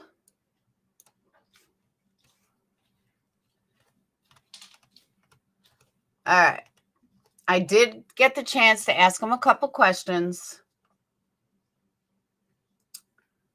All right. Before he warmed up to me, he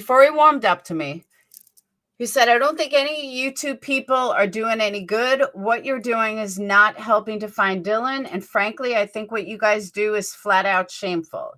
You people have ruined more people's lives than you have helped the person you're looking for. You're not willing to make the journey and follow facts and figure things out for yourself. Instead, you run on false rumors and speculation. No wonder the law enforcement and feds discredit you guys and no longer look to you for answers. You're only interested in views and clicks and the money. Prove me wrong. As far as talking to you about this case, we have, and all you do is discredit what the people that live there, know him. Why, who knows other than it's not good for TV? Yes, Jim Terry is a dirtbag and has never done any good for any case he's been involved in. If you don't believe me, Google his phone number and that will bring up most of his cases. He is a broken record, some narrative in almost all cases, and has never had boots on the ground. Ty is a real piece of crap. Has not lived down here for over 2 years and lives in Wells with his wife who fights cancer. Speaking for people that hate him, he's a real good judge. He has a record worse than most of the meth heads out here. So am I going to help you? I can't find a reason to. You guys are not helping Dylan. You're making it worse. People don't want to help because when they do, you throw them under the bus and the town under the bus to gain views and clicks. That was before he warmed up to me. Then he warmed up to me. But let me get to the questions. Okay. We have told you who Dylan is, and the family has told everyone. Curtis said many times, but all you people think is they were lovers and Troy locks people up in the sheds. You are so far off, it's unreal. I don't even know where these outlandish ideas come from. And how does talking about Dylan bring him home? You need to get organized with the feds and get your boots on the ground. This is why I made the title Boots on the Ground. We are flat tired of doing all the work and having YouTube screw the people that are really looking for him. And by the way, hearsay is not facts. So I said, no, not all of us. Please do not group me into others. If you have watched my channel, you would know that I've never believed that. I know they aren't. Jim is the reason that we all got convoluted. He's the sole person behind the rumors. That is why I'm trying to get people who knew the family to talk. I had a wonderful conversation with 2 of Kurt's kids and told everyone that Kurt did not do anything. People need to believe me. So then he said, you had stated Sammy had an attitude in her last interview. I feel she was calm and collected and stated the truth as best as she could and answered the questions as best as she could. But when you have to answer the same question 5 times, it gets annoying. If you want the truth, watch that interview and run with it. I said the masses need to hear it coming from Dylan's friends and family. Social media can be such a huge help in missing cases. But Sammy did lie. And then I said his name. I said, I can prove she lied. Her other sister and Justin were wonderful, though, and I do not feel they lied at all. Whoop, I just skipped over it. I said, and again, please do not fault all of us collectively for not realizing someone was a fraud. So he said, what did she lie about? The other 2, only one of them had ever met Dylan. I said, there are multiple discrepancies between the police timeline and her timeline. I said, I know. No, he said, well, the law was not there. We were, okay. This has to do with the gun. You know how there's been a discrepancy about the gun and the key fob? He said, well, the law was not there. We were, and 15 others. We have phone records and picture stamps. They are only going off what they are told. I said, like her saying a pistol and key fob were found in his trailer. Police say that is not true. So we are like, He said, we were there, unlike you, who has never been there, or any of the other people. Salty has been there, but you guys discredit him. He has more truths than any of you. He's been there. I said, I didn't discredit Salty. Salty changes his mind every other day. I said, let me ask you an honest question. What do you think happened? He said, they were found. There are 12 people in the bar when Justin stated they were found. That's eyewitness proof. So again, that is the 3rd local that's saying the pistol and the key fob were found. I said, thank you, and I believe you. It's just weird that the police say they weren't. So he said, don't know what happened, was not there. Whatever happened, it sucked. He was a great kid and had a rough exterior, but bright future. But until they find Dylan, we will never know. No body, no crime. Till someone rolls, we will never know. Have you tried to reach out to the feds?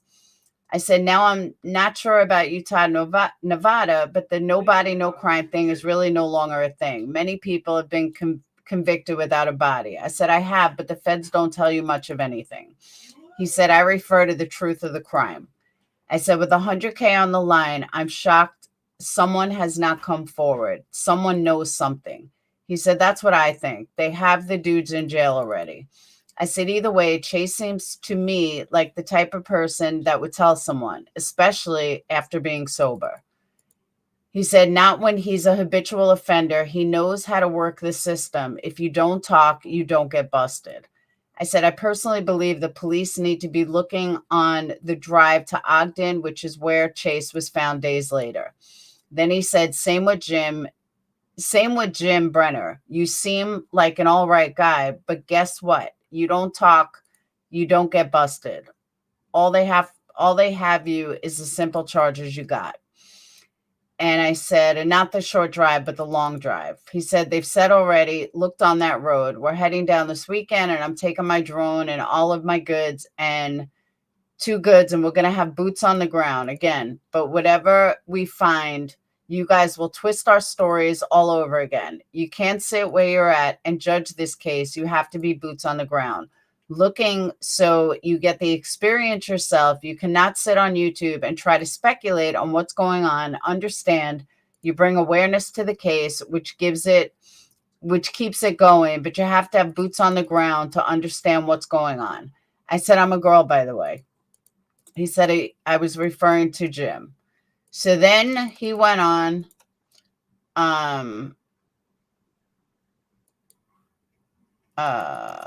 talking about something else. Trust me, if you made the journey, Troy and Kurt would help you look every way you wanted to look. Yeah, that's what I'm going to do. Hang out with Kurt and Troy. Okay. And he's talking about something else.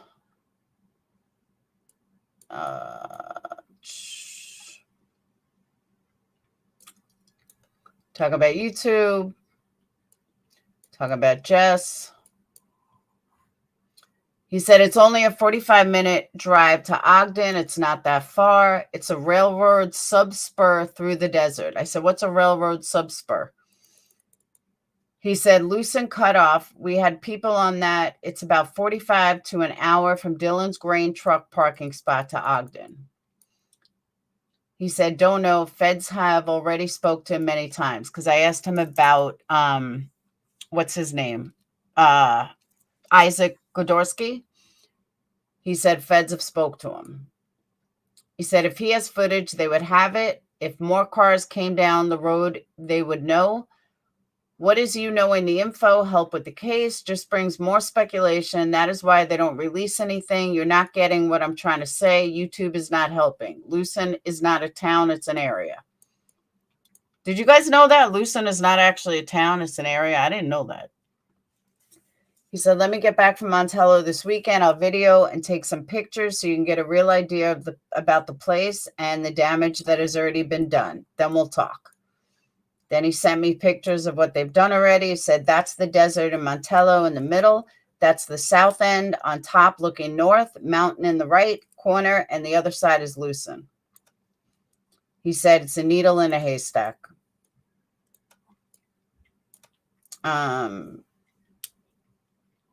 Okay, now, as far as Kurt being a cross-dresser, he said, and I said, it's very hard for us to understand because Dylan Berg says one thing, and then you and other locals tell me something else. So what's the answer? Which is it? So it says, yes, but Dylan did come back, not Dylan Rounds, Dylan Berg, did come back and say he was wrong and thought it could have been him eating spaghetti. But to be frank, we don't care what people think. Been on the phone with the feds, and you guys are killing them. They get over 1,000 calls almost every day with this bullshit speculation theories. The agent is getting mad because he has to run down these leads, and it's taking time away from the real investigation. They are really getting pissed. But what difference does it matter if anyone is into that shit? That's not helping Dylan. I thought you wanted to help find him. Now you're talking like you just want the money like him. Talk to Salty. He's been there. So until you settle up with Salty, I'm not helping you anymore. I'm starting to see you know better than Jim. And that was basically it. So, hey, Lindsay. Regardless of custody or not, she's a mother, probably feels guilt. And okay, that's another thing. She said that whole thing is bullshit. I'll tell you something else. Good Egg went through the entire court battles. She did not owe millions. She's not in debt for millions. That was mistaken. That was read wrong.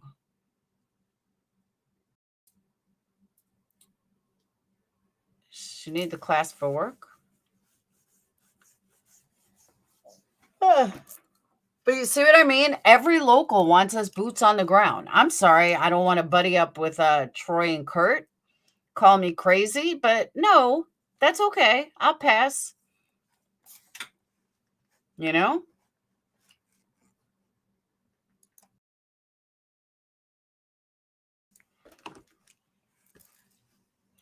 I'll pass on that. No problem.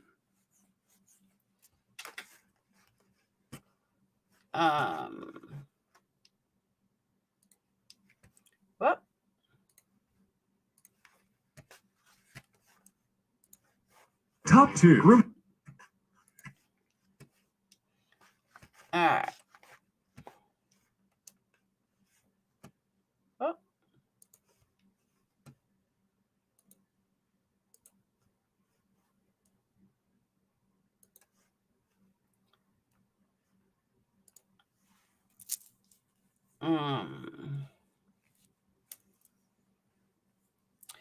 Yes, Crimson Rose. I saw that. I was talking about that earlier.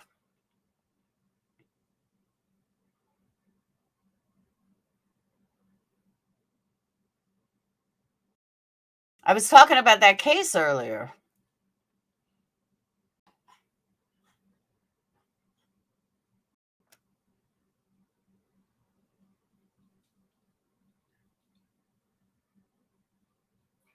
No, Crimson, that's not speculation. That came out of his mouth.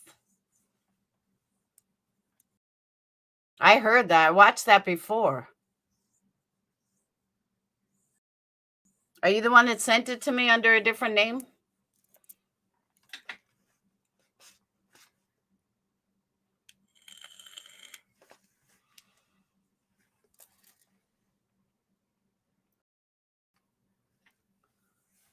I did. Are you the one that sent it to me under a different name?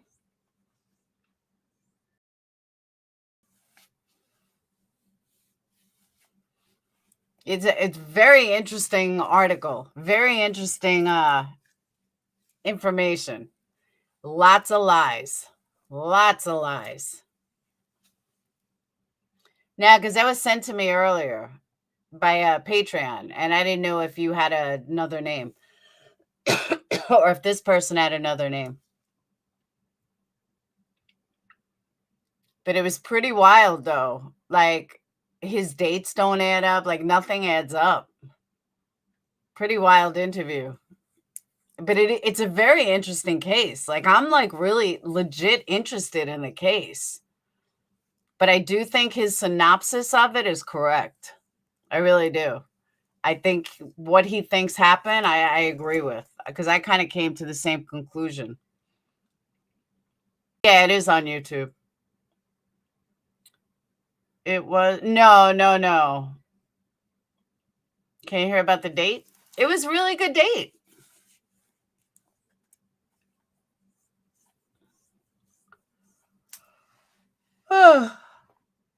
My kids were like waiting up for me. When are you coming home? Sage was pretty funny. Yeah, tell me what you guys think of the case. This Jonathan Estes case. Jonathan Lourdes covered it.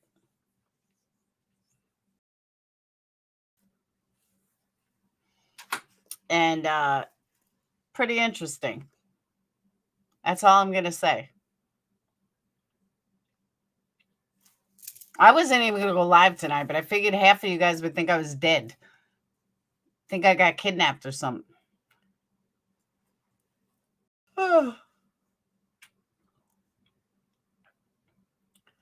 I was on TO. Let me see. Hold on. Let me pull up.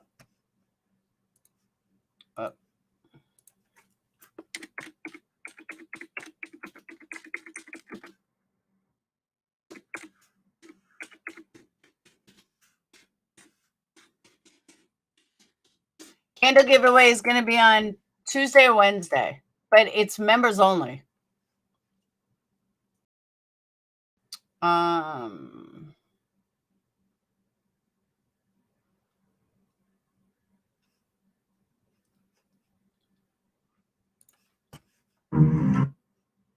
will never give up on my brother. He would never give up on me. I will never stop until I find my brother.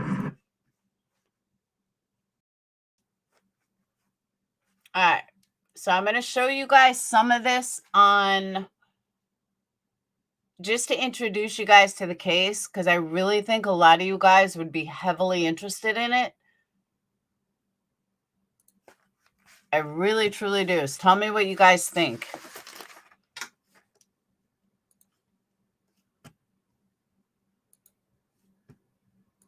no matter how long it takes. That was Melissa Estes, sister of missing person Jonathan Estes. She's trying to find answers for her family. She's working very hard to raise awareness, and we're going to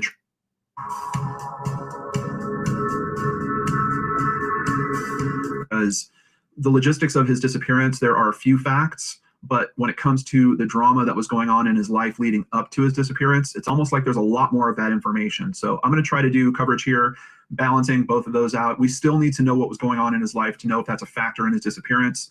I think there's a good chance of that. So I'm going to try to incorporate as much of that as I can. Very big thank you to Christy Arnhart for helping me research today's case. And I want to give a special shout out also to the Unfound podcast, who did an in-depth interview with Jonathan's sister, Melissa. I'm going to try to sprinkle in some of those details as we're going through this profile. Missing person, Jonathan Paul Estes, a male, white Caucasian. Date of last contact, they have listed here as June 2nd, 2018. The story kind of floats around on that a little bit. I've seen that he was actually last seen on June 1st, but it seems like he spoke to a friend of his on June 2nd, but I don't know if that person actually got to see him. I don't think there's any doubt that it was really him on June 2nd. So that's why they call it date of last contact here in NamUs. But you'll see as we're going through the sources, that date might move around a little bit. Missing from Bogachito, Mississippi. And I've looked up pronunciations on that. I've found so many different ones. I don't know which one's correct. So that's the one that I'm going to go with for today's episode. But please. I would say Bogachito. Please excuse the mispronunciation if I didn't hit that right.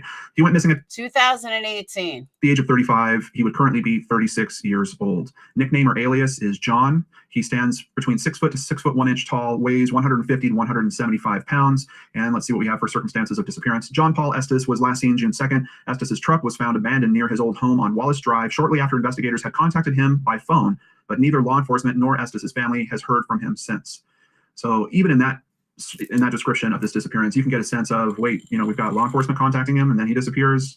There's a lot more to this story, and we're going to get into it. Hair color, brown. His eyes, here they're describing them as brown as well. I've seen other places where they describe them as hazel, so you might want to keep that in mind. In terms of distinctive physical features, we've got a tattoo on his back. I've seen in several places where it's an eagle. I have seen some conversation that it might be a cross, or maybe people are seeing it as a cross. You know, an eagle, if it's the right angle with its wings spread, I think people might be able to confuse that with a cross, but in most sources I'm seeing that it's actually an eagle on his back.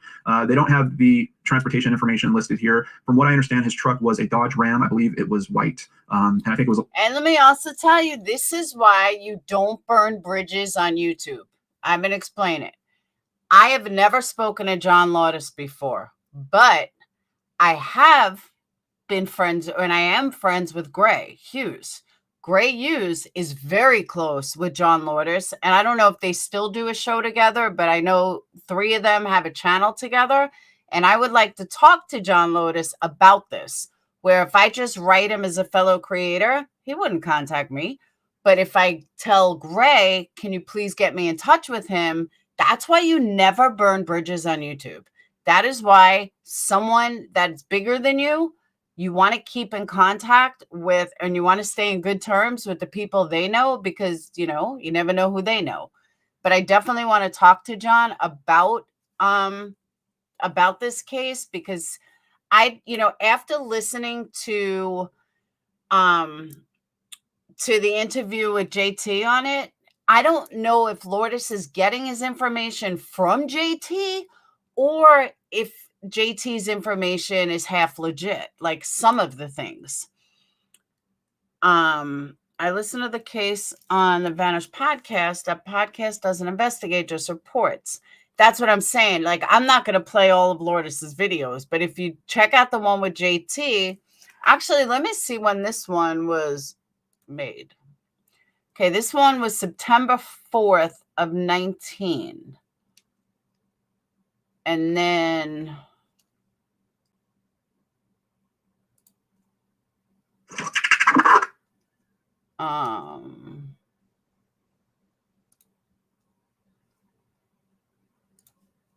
My name is Irving Tisman. So the one he did prior, no, this was a day after. I said September 19th.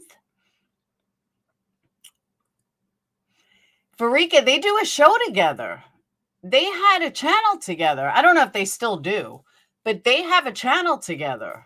And they did a lot of stuff together. A lot.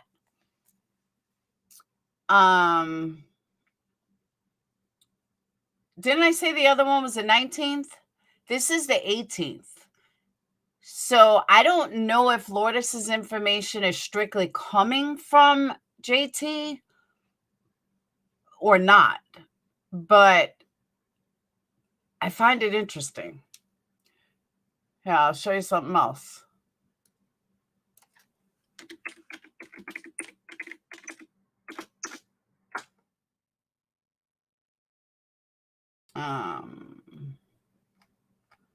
What is the name of their podcast? They have a podcast together.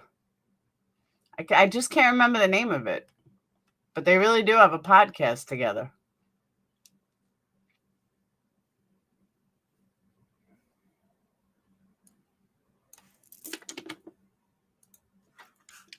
What is it, Lourdes Arts? I forget.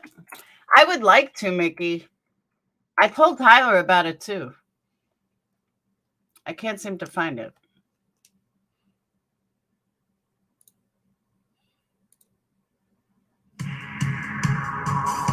Assure you there's a reason for the getup that I have on, the jacket, the hat, and the headset. I'm not a big Skype guy, so you're teaching me as we go here, but I do appreciate what you do. I appreciate you giving me the opportunity to talk, and I'm sorry for looking like I should be running the defense of the Jets. No sweat, no sweat. We just appreciate your time and your expertise. And just to give everyone a real quick recap, I do have the original episode in the description box below, so you can watch that whole episode. I recommend you do that if you haven't seen that yet. Pause this one and watch that. But Jonathan Estes was last seen June 2nd, 2018 in Bogue Cheeto. Am I saying that right? The way I heard it was pronounced as Boca Chetta.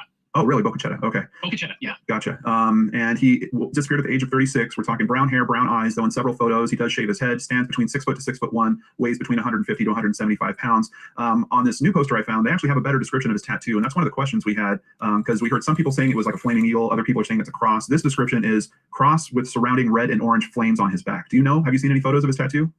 Yeah, there's a lot of pictures of different tattoos. And what's interesting is 39% of the country right now has a tattoo.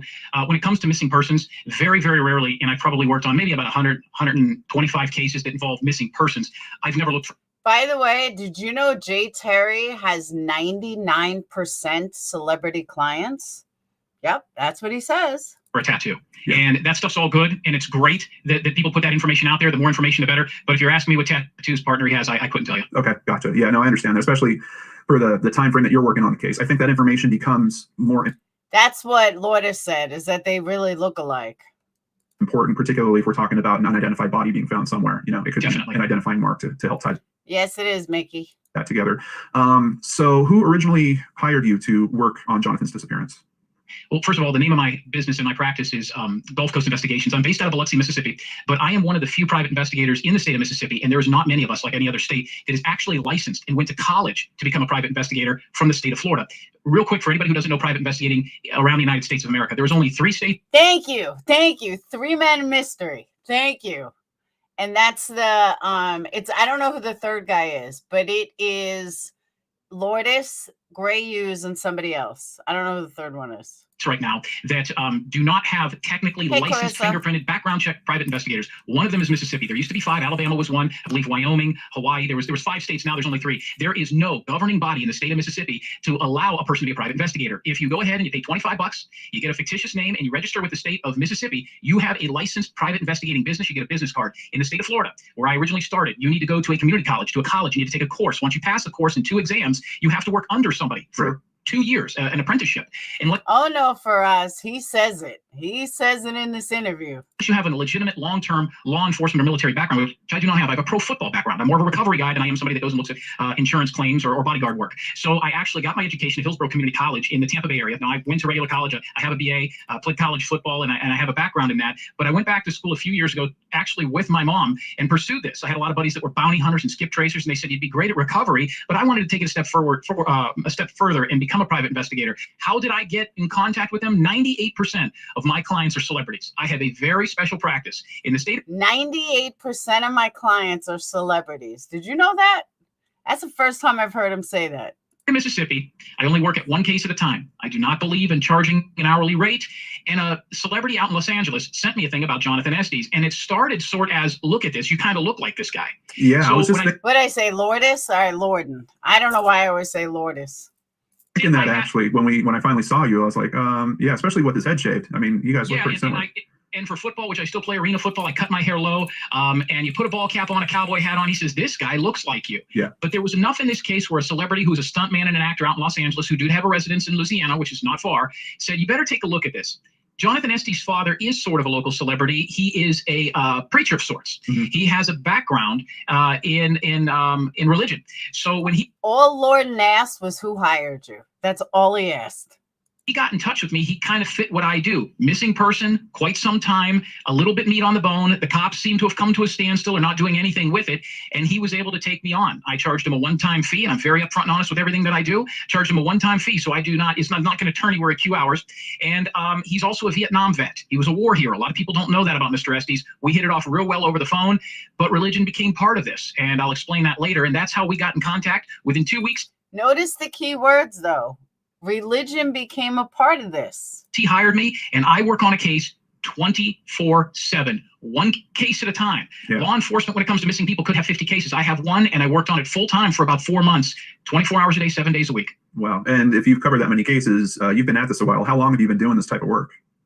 Now, listen carefully. How long have you been doing this type of work? Okay. He said the other day, 7 years. This video was 2019. In the state of Mississippi, almost 2 years. Okay.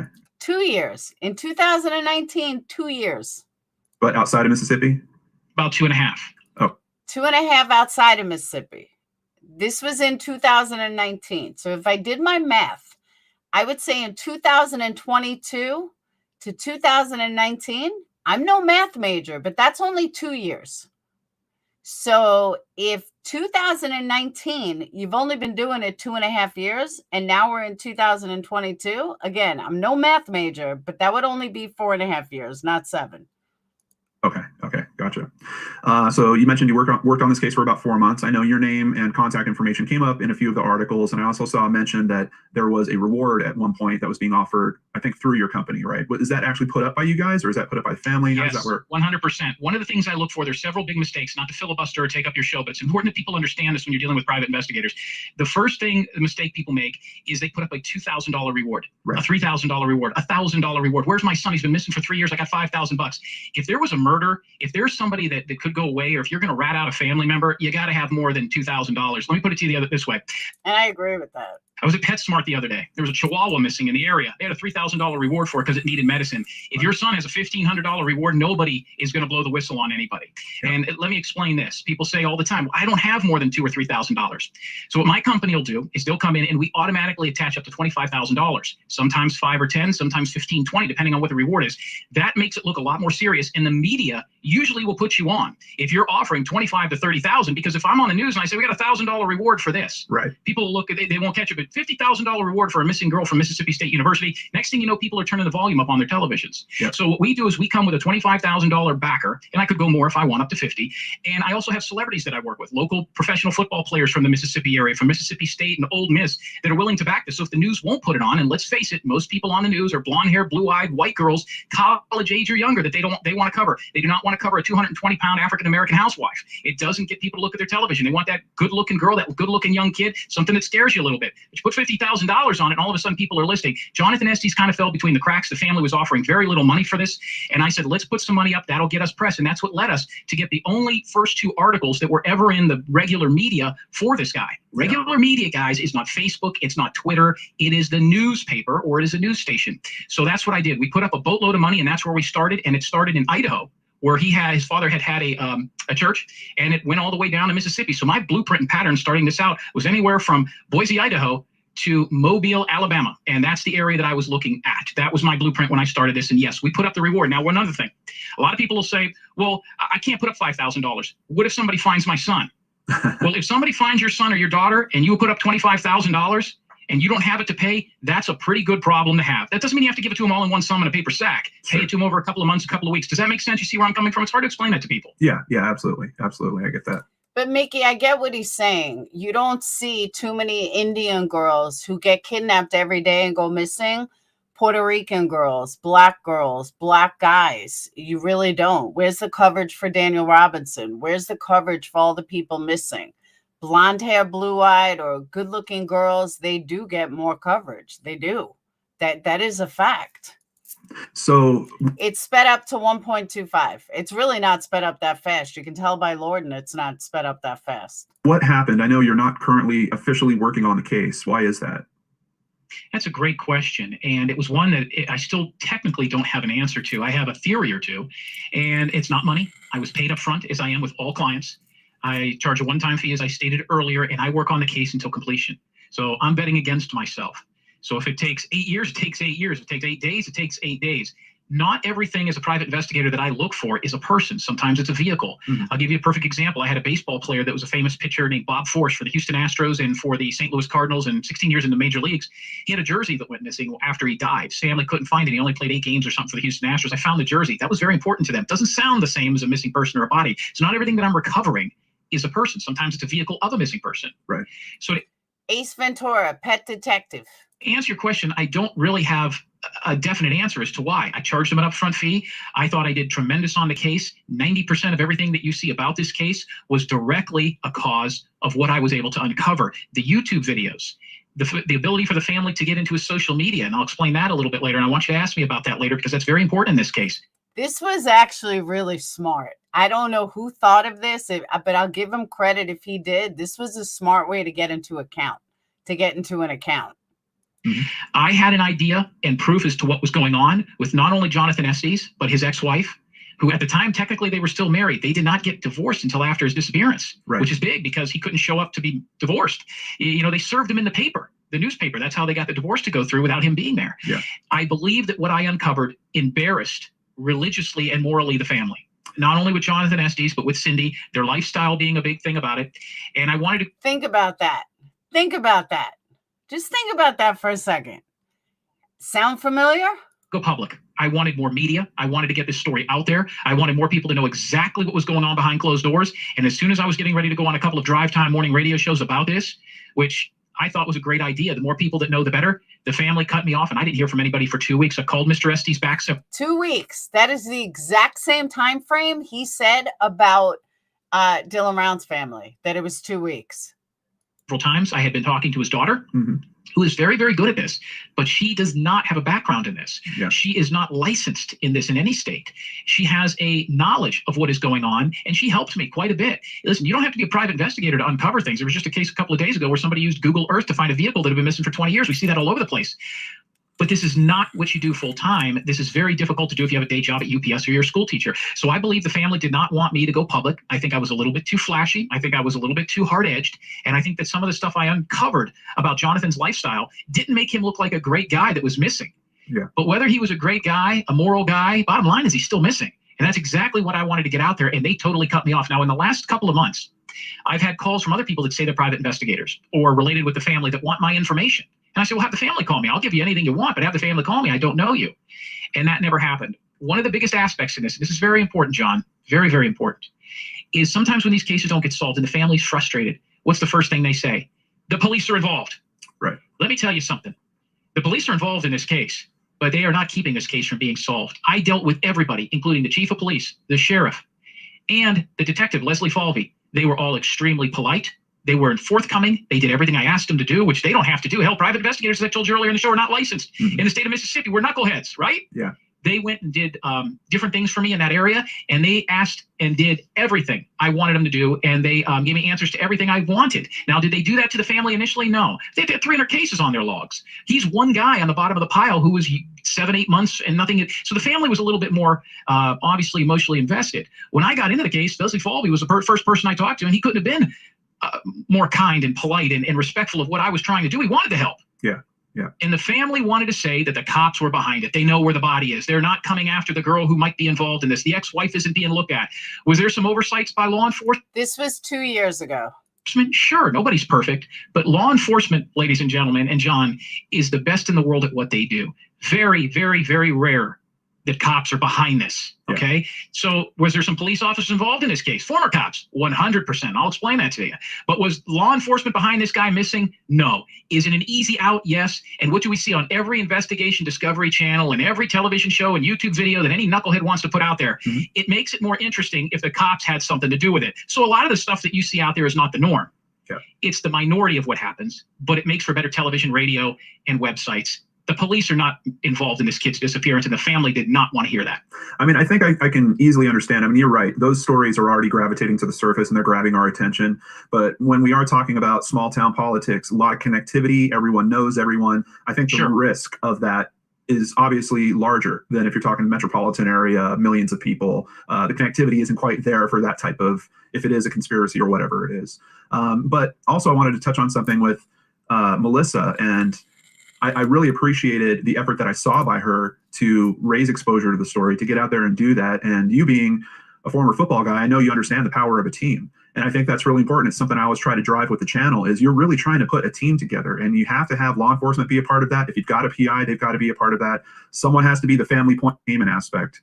You know, if I'm reading an article and it's a private investigator talking about his investigation, that's one level of attention it's going to get. If it's a family member crying about their missing brother, and channel where, you know. And a lot of private investigators, as I stated before, some of them are former military or law enforcement. They have a little bit of an edge to them, and they're used to being in charge. Women make the best private investigators, especially for missing persons. I don't know why that is, but in my estimation, that's always been the case. I don't have an ego. I try to take that from female private investigators. Anybody. He doesn't have an ego. Okay. But I really don't want to play the whole thing, but you guys, let me drop the link. You guys have to hear this whole thing. It's just full of fun stuff. Full. Yeah, I don't want to play the whole thing on Lord, but there's the link for it. It's interesting. I'll leave it at that. It's definitely interesting. What's even funnier though is the comments that I will show. These are all 2 years ago. First, it was like this man wanted to sell me his products like QVC, but I stayed strong. And later on, I thought, well, this case is just crazy. Thanks for your patience and active listening to this PI, John. This interview monologue was a different kind of experience, I guess, for us all. Someone says, I don't have an ego. I nearly choked on my tea when the PI said that. 4 minutes in, I decided to check out the comments. 5 minutes in, and he's the investigator to the stars. 6 minutes in, plus the comments. And I think I'll stick to the original story. I do not think I would hire this investigator. He seems like too much of a pitch man. You're not currently officially working on this case. Why is that? That's a great question. 10 minutes in, and he's still selling himself in the idea that he's likely the only person who will solve this case. 12 minutes in, and he's still bashing investigators who are credentialed. At 13:36, I'm done. LOL. And again, these are all 2 years ago. It takes a lot for you to be respectful and patient with the dude like this on your show, like this show off. Props to you, John. You did awesome. I admire and respect you now more than ever. Thanks for being such a patient interviewer, John. You deserve an award. I do think a lot of intriguing information come out during the course of the interview. Hopefully it'll break the case wide open. Mr. Lord, you are a saint. I'm 20 minutes in, and I'm not sure if I know any more about missing person Jonathan Estes, but I sure know a bunch about your guest. Edit. The PI did uncover some great information. If it's true, we don't know if it's true. This guy is insufferable. For respect, I won't say a stronger word, but I love the work that you're doing to try and help this family. Good God, this dude is seriously the Jack Russell of guests. John, you're an absolute saint. When you asked about his experience, it looked like you kind of caught him off guard when he said 2 years. I was expecting him to say a lot more experience outside of Mississippi, not 2.5 years. By the way, did he mention he works with celebrities? He certainly took a lot of pride in discovering that video of them arguing, as if he did some sort of miraculous deep dive into inaccessible territory. The video was simply sitting on the victim's cell phone, dude. Pretty sure you didn't crack any long-lost secrets with that one. The PI does seem proud of himself, but he's done an excellent job.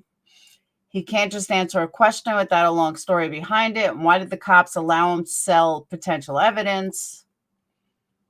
Yeah, it's hysterical. So in the end, what Jim thinks, I kind of agree with, that the wife most likely had something to do with it. But I have to double check all the facts. I don't know if Jim's facts are legit or if they're not legit. I don't know. I understand why the family is not continuing to have his PI on the case. Yeah, it's pretty comical. Hey, Amanda. That means if he was working for celebrities, they were broke. Yeah, I don't. 98% of his people, celebrities. Yeah, okay, that's a new one. None of us heard that one before. But I'm not gonna bash him because I don't know.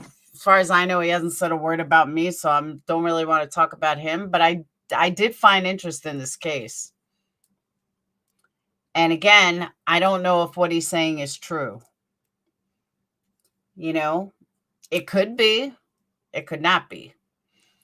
So I'm going to have to talk to Lorden and find out if the things he's saying is true, because the family denies it. The family says no. Jim said he solved 100% of it. Jim hasn't solved any cases. I think he solved like one. Is it true that if you're on parole, you can't leave the state you live in? Well, you can if you get permission. You can leave if you get permission. Your PO has to give you permission. Yeah, it was 2 years old. It was from 2019.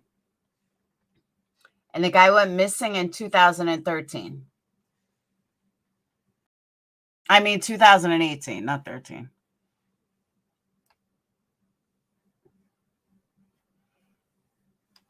And I'll drop the link again. Now, Candace Howard had commented on there 5 months ago.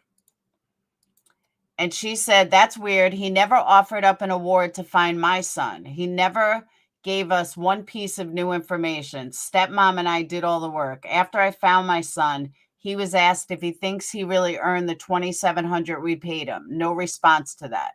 The guy sells the same lines to everyone. He's not even a real licensed investigator. Hiring him was a big mistake. He did not uncover anything at all. Be careful.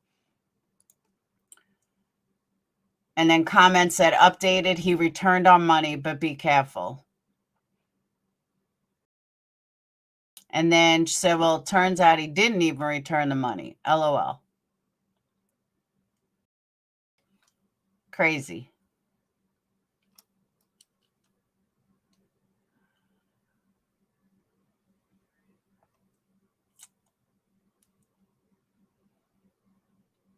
Oh, look at this. This guy grabbed my missing daughter's story from Facebook, contacted every member of our family, trying to hardball us into hiring him.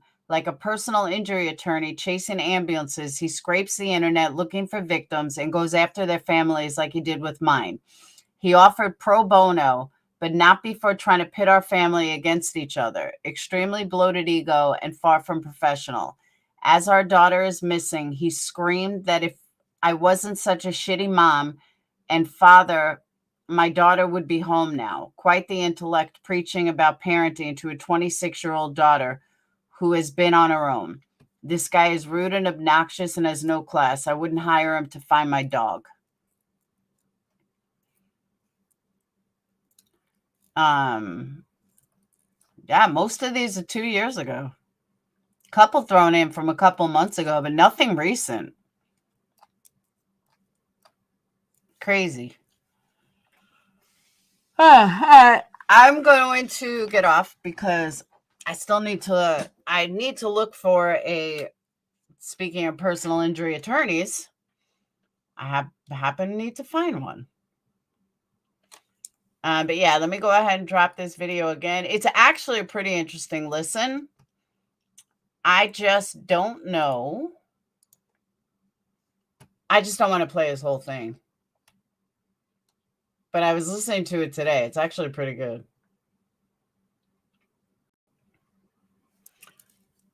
And I'm tired.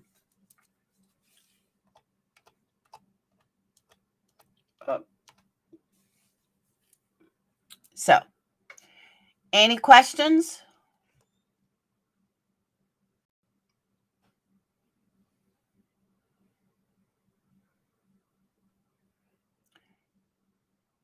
So soon enough, his reviews will proceed. Yeah, I just thought it was funny. When someone sent me that, and like I said, I really got into the case. Jimmy Terry's brother is Mark Allen Terry. He's just like Jim, and he's going to be the reason Jim will be in jail. Mark my words. He's an actor, and Jim is very jealous of his success. This interview is 2 years old. When's the second date? I don't know.